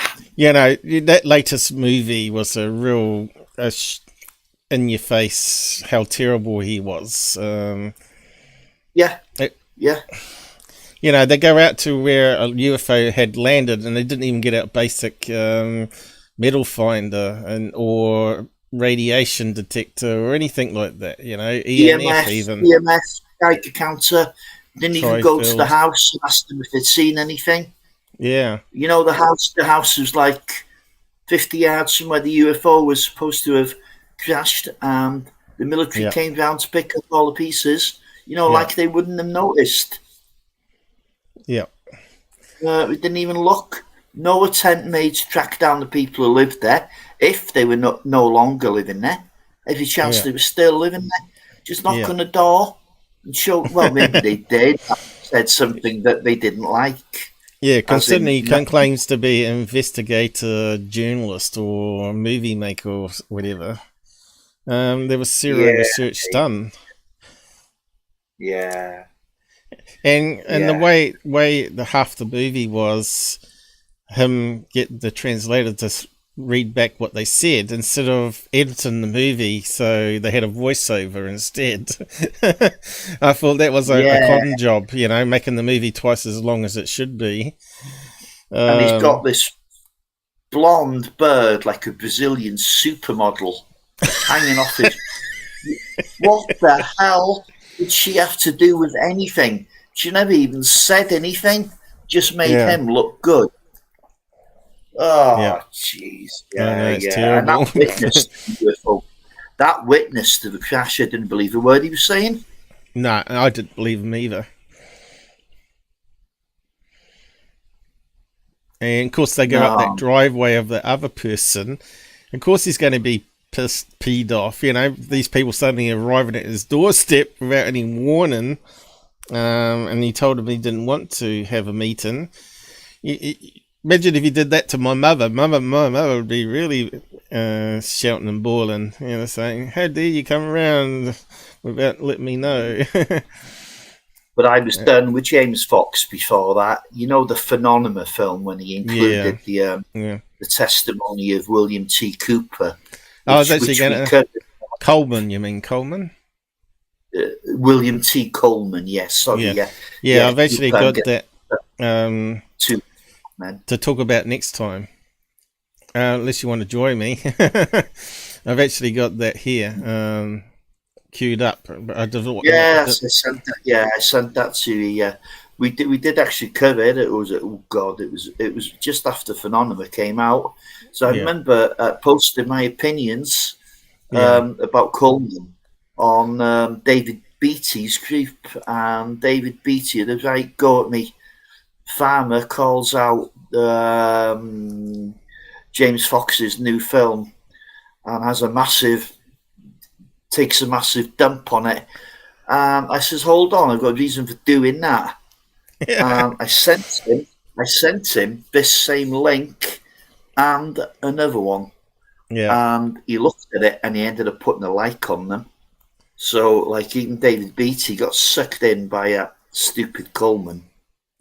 Only me got sucked in by Fox. He made that story up until he had his own TV show. You're talking about Fox, not Coleman, aren't you? I'm talking about Coleman. Coleman had his own UFO. He was director of it all, and then that's when he made his story up. But he had the background as a pilot. You see, well, for that flight that day, I knew it was off. You don't go chasing a UFO in a bomber with like 9 crew on board over a field at like a level of 100 feet. You just don't do it. It's irresponsible. Yeah, I was just going to go over that. Actually, that part of the story actually checks out.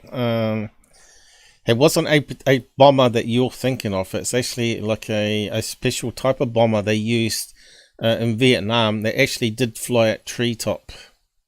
And I was going to go over all the technical stuff where his story could be true. Well, there's no way he's going to be swinging it around. But anyway, we'll cover that. We'll cover that one next. That's another live to cover there. Well, he couldn't even find the flight log. There was no flight log. He made it all up. Yeah. But some of the stuff he said is technically true, but did it really happen is another thing of that side of the story. And I think maybe it didn't. He was using it to make money or whatever. But anyway, I'll go over that next live. It's never ending. That stuff we've got to go over. Yeah, we have to explore though. Yeah, I try to keep things balanced. Look at things that could be true, and then this is what they're claiming. It sounds a bit dodgy, and then some make a summary of it at that stage. But yeah, we'll just finish off this article anyway. Wrong. But he was excited and meant well, I think.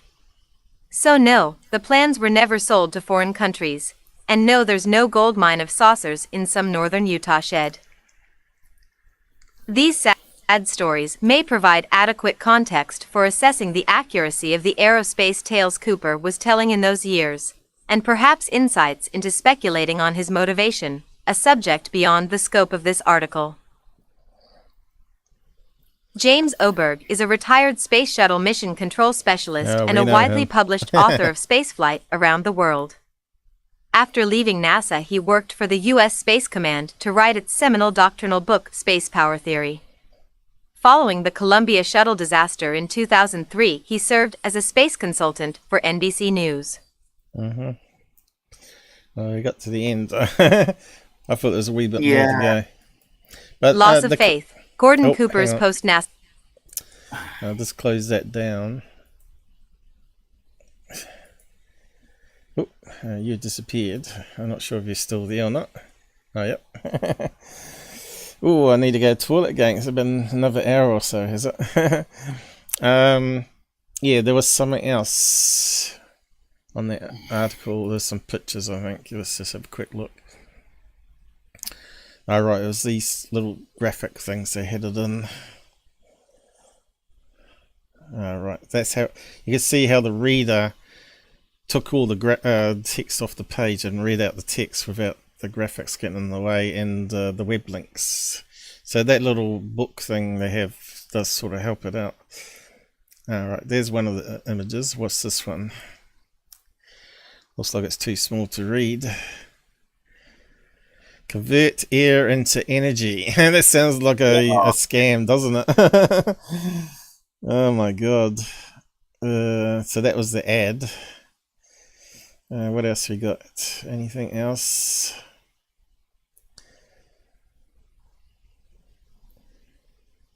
No. I thought it might have been something else. Did we do that one? Oh right, this is his quote that they read out. He said at the control station, which they're saying couldn't have happened. Daughter said it couldn't happen.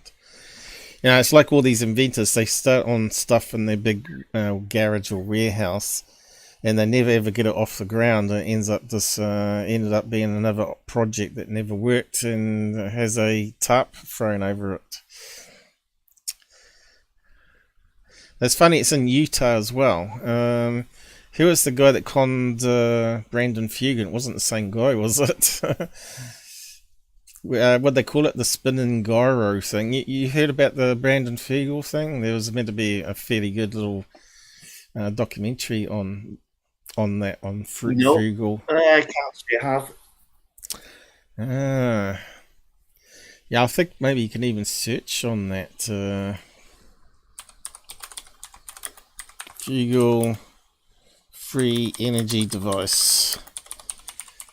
Let's see what comes up.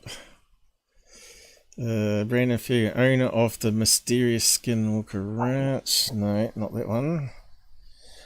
Oh, here we go. Anti-gravity technology. TikTok. It might be a clip. Oh, here you go.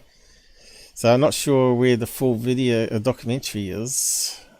Let's see. Does it play? Does it play? Come on. You notice these strange objects. These are not movie props. I'll just make it full screen. These are what we call forced process gyroscopic mechanisms. These were constructed in conjunction with a private, confidential technology endeavor testing gravitational physics theories. Oh, that's Green Streak there. So that must have been from Green Streak's documentary. Correct. So you had these constructed to test and experiment with anti-gravity. Correct. And what many believe to be the technology that would potentially drive or propel flying saucers. Did you achieve anti-gravity? We'll get to that. Okay. No. Brandon sits me down and tells me. Yeah, okay, so that wasn't what I was after. There's another documentary earlier than that. That's the Green Streak update. Yeah, I've seen it. But there's another documentary about how he got involved with this scammer, pretty much. The only thing I'll say about Green Street's documentary, yeah, sure, they shouldn't have tried to pass that spider's web off as something anomalous, but the thing is, a supernatural activity, it happens everywhere, not just on Skinwalker Ranch. There's been more books on Haunted Anglesey than there has on Skinwalker. You can't capture this stuff. It's a trickster. It's always one step ahead of you. And so, you know, you can put as many cameras and as many devices at Skinwalker as you like. You're never going to get conclusive proof of anything. No. Unless you develop a new type of sensor that can somehow, you know, pick stuff up. But I don't know if that's ever there might be a way in doing it with LiDAR at the same time. So if you're taking a video and you do a LiDAR scan, that gives you more information of three-dimensional space, right? Yeah. And if you had stereoscopic cameras, two cameras filming the same area, I think that would add a lot to it, because then you can see how big the object is and how far away it really is, because you're seeing it like human eyes, and mix in with LiDAR scan. There might be a way to do it, you know, and even maybe if it was like a skinwalker walking across a field, you could have like a laser grid that, or sensors in the ground that trigger as it's moving. Now they do that on ghost hunting shows now with what they call these LED sensor mats, and it's like they roll it out like a piece of carpet on hallways, and if anything passes over it, magnetic or even pressure, it lights up these LED lights. And I thought that's a really clever way to document something physically, not just use cameras. So they have actually detected stuff triggering these mats, and they're asking it to walk forward, and it starts lighting up forward, unless there's some trickery going on where it's been hoaxed, which we can never ever be 100% sure. It's sort of something you'd have to have someone really credible instead of normal someone trying to sell a TV show. It has to be like done with a group of scientists or something that you trust and respect. But yeah, Brandon Fugal stuff. Might have to maybe do another live show on that one. But yeah, see if we can dig up the old footage of him in this particular experiment thing with the flywheel thing. Not sure if we could find it now, but there might be something out there. Well, I'll get off now.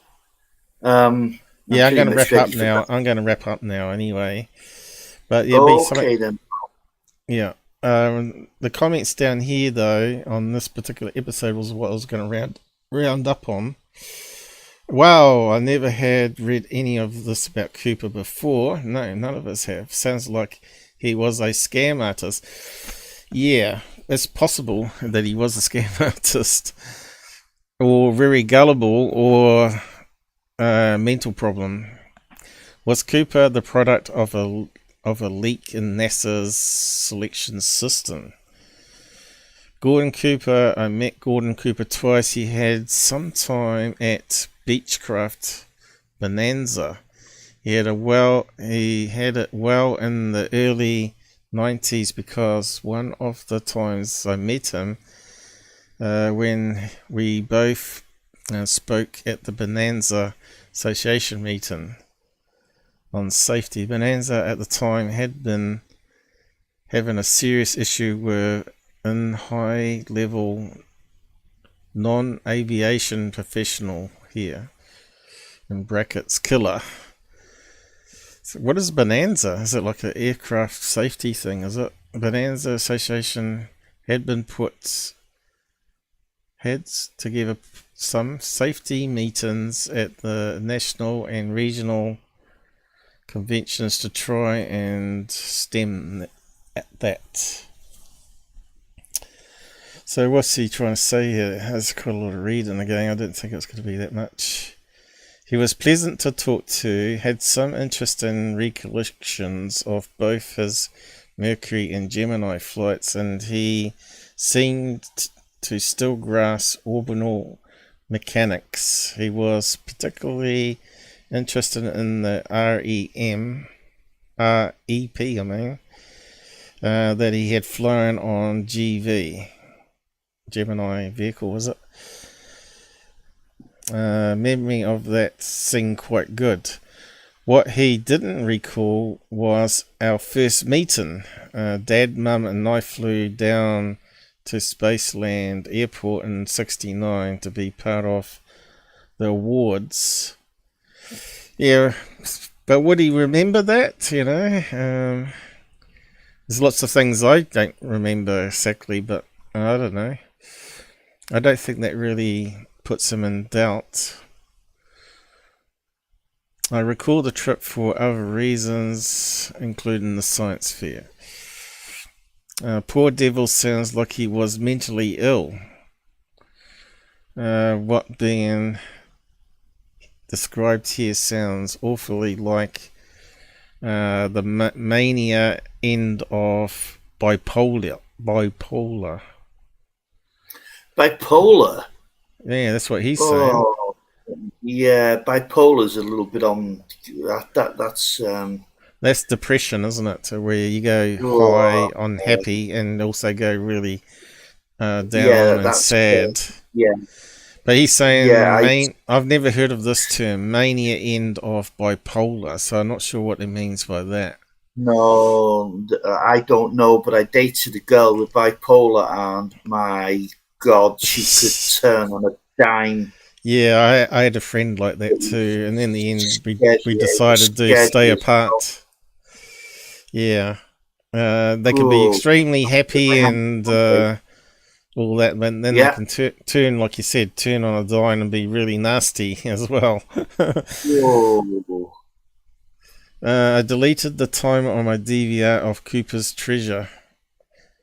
I don't know why though, because it's a good show. I thought the map thing maybe Harry made the map maybe a lie, but he still made the map, and they did find treasure at those locations. So it's still a good watch. Honor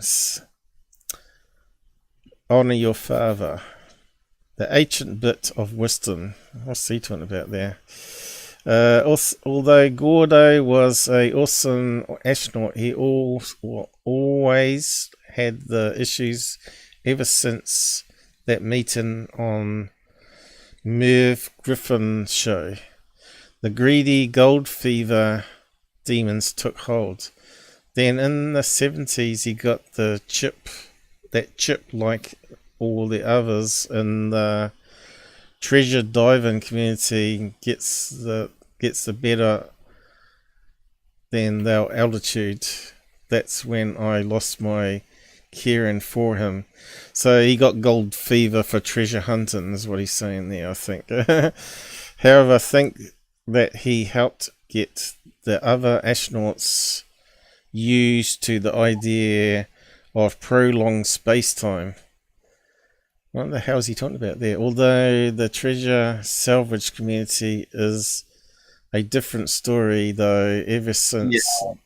Yeah, he's just saying prolonged space-time, too long in space can cause mental issues. Yeah, so he's saying that. Well, that's possible. Radiation and also G-forces and all that sort of stuff. Can you please explain the results of the show? The first 4 shipwrecks on the map that they investigate are found, including a shipwreck off Turks and Cassius. Anchor was discovered on that wreck, which may prove to be one from Christopher Columbus vessels. I'm going to wait for the results on the discoveries. Unfortunately, the show never completed, really.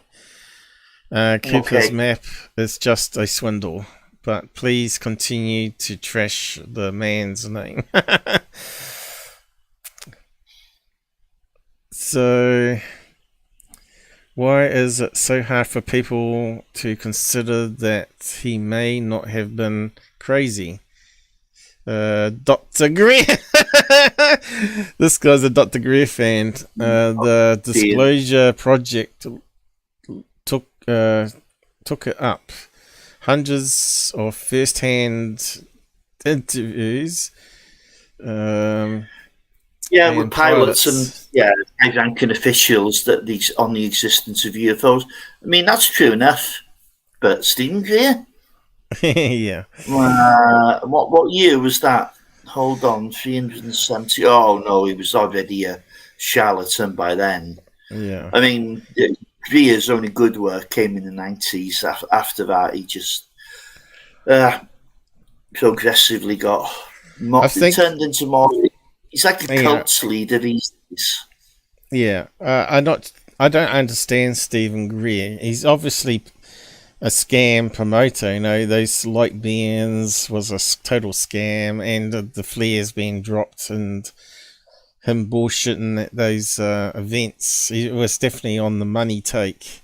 But back in the Disclosure days, he seemed like a good organizer. I think he's a good organizer generally, and a bullshit artist, and that's got him where he is, right? But yeah, you can't believe anything that Stephen Greer says. I think Cooper is probably more believable than Greer would ever be. But I think where Stephen got his fame is he managed to get pilots to document their stories in his own database, and I think the Pentagon wanted access to it, but they wanted access to MUFON's database, and they found a way through Bigelow, didn't they? Bigelow bought up the database or something. So yeah, I think they really were only interested in inviting Greer to the Pentagon to try and get access to that database myself. But he had all these crackpot stories of climbing the mountains and seeing the UFO and people trying to poison him and all that sort of stuff, you know. Yeah, assassination attempts, and his dead man's figure. If anything happens to him or one of his team, there's going to be conclusive evidence coming out with aliens. And yeah, well, hold on. If you got that, why the hell don't you release it now, mate? What's stopping you? That's right.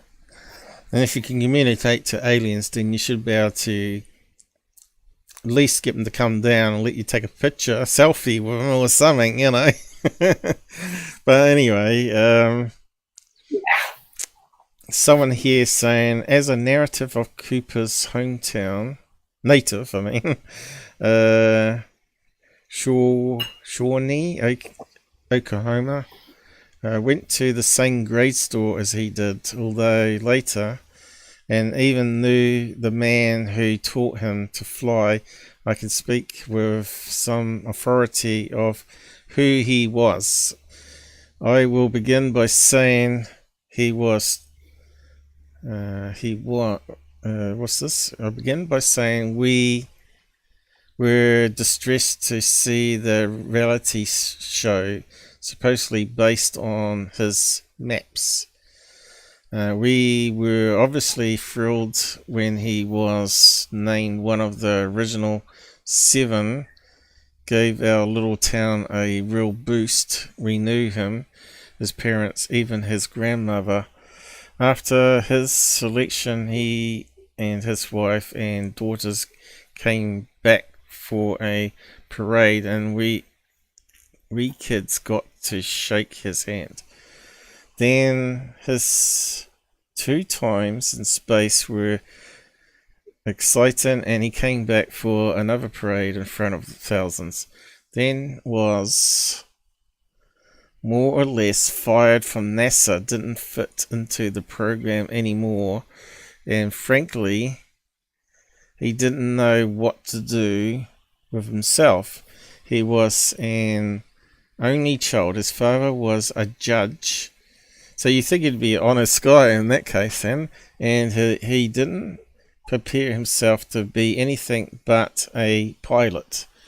He came back a few times at first, usually to visit classmates, and was named all sorts of stuff after our favourite son.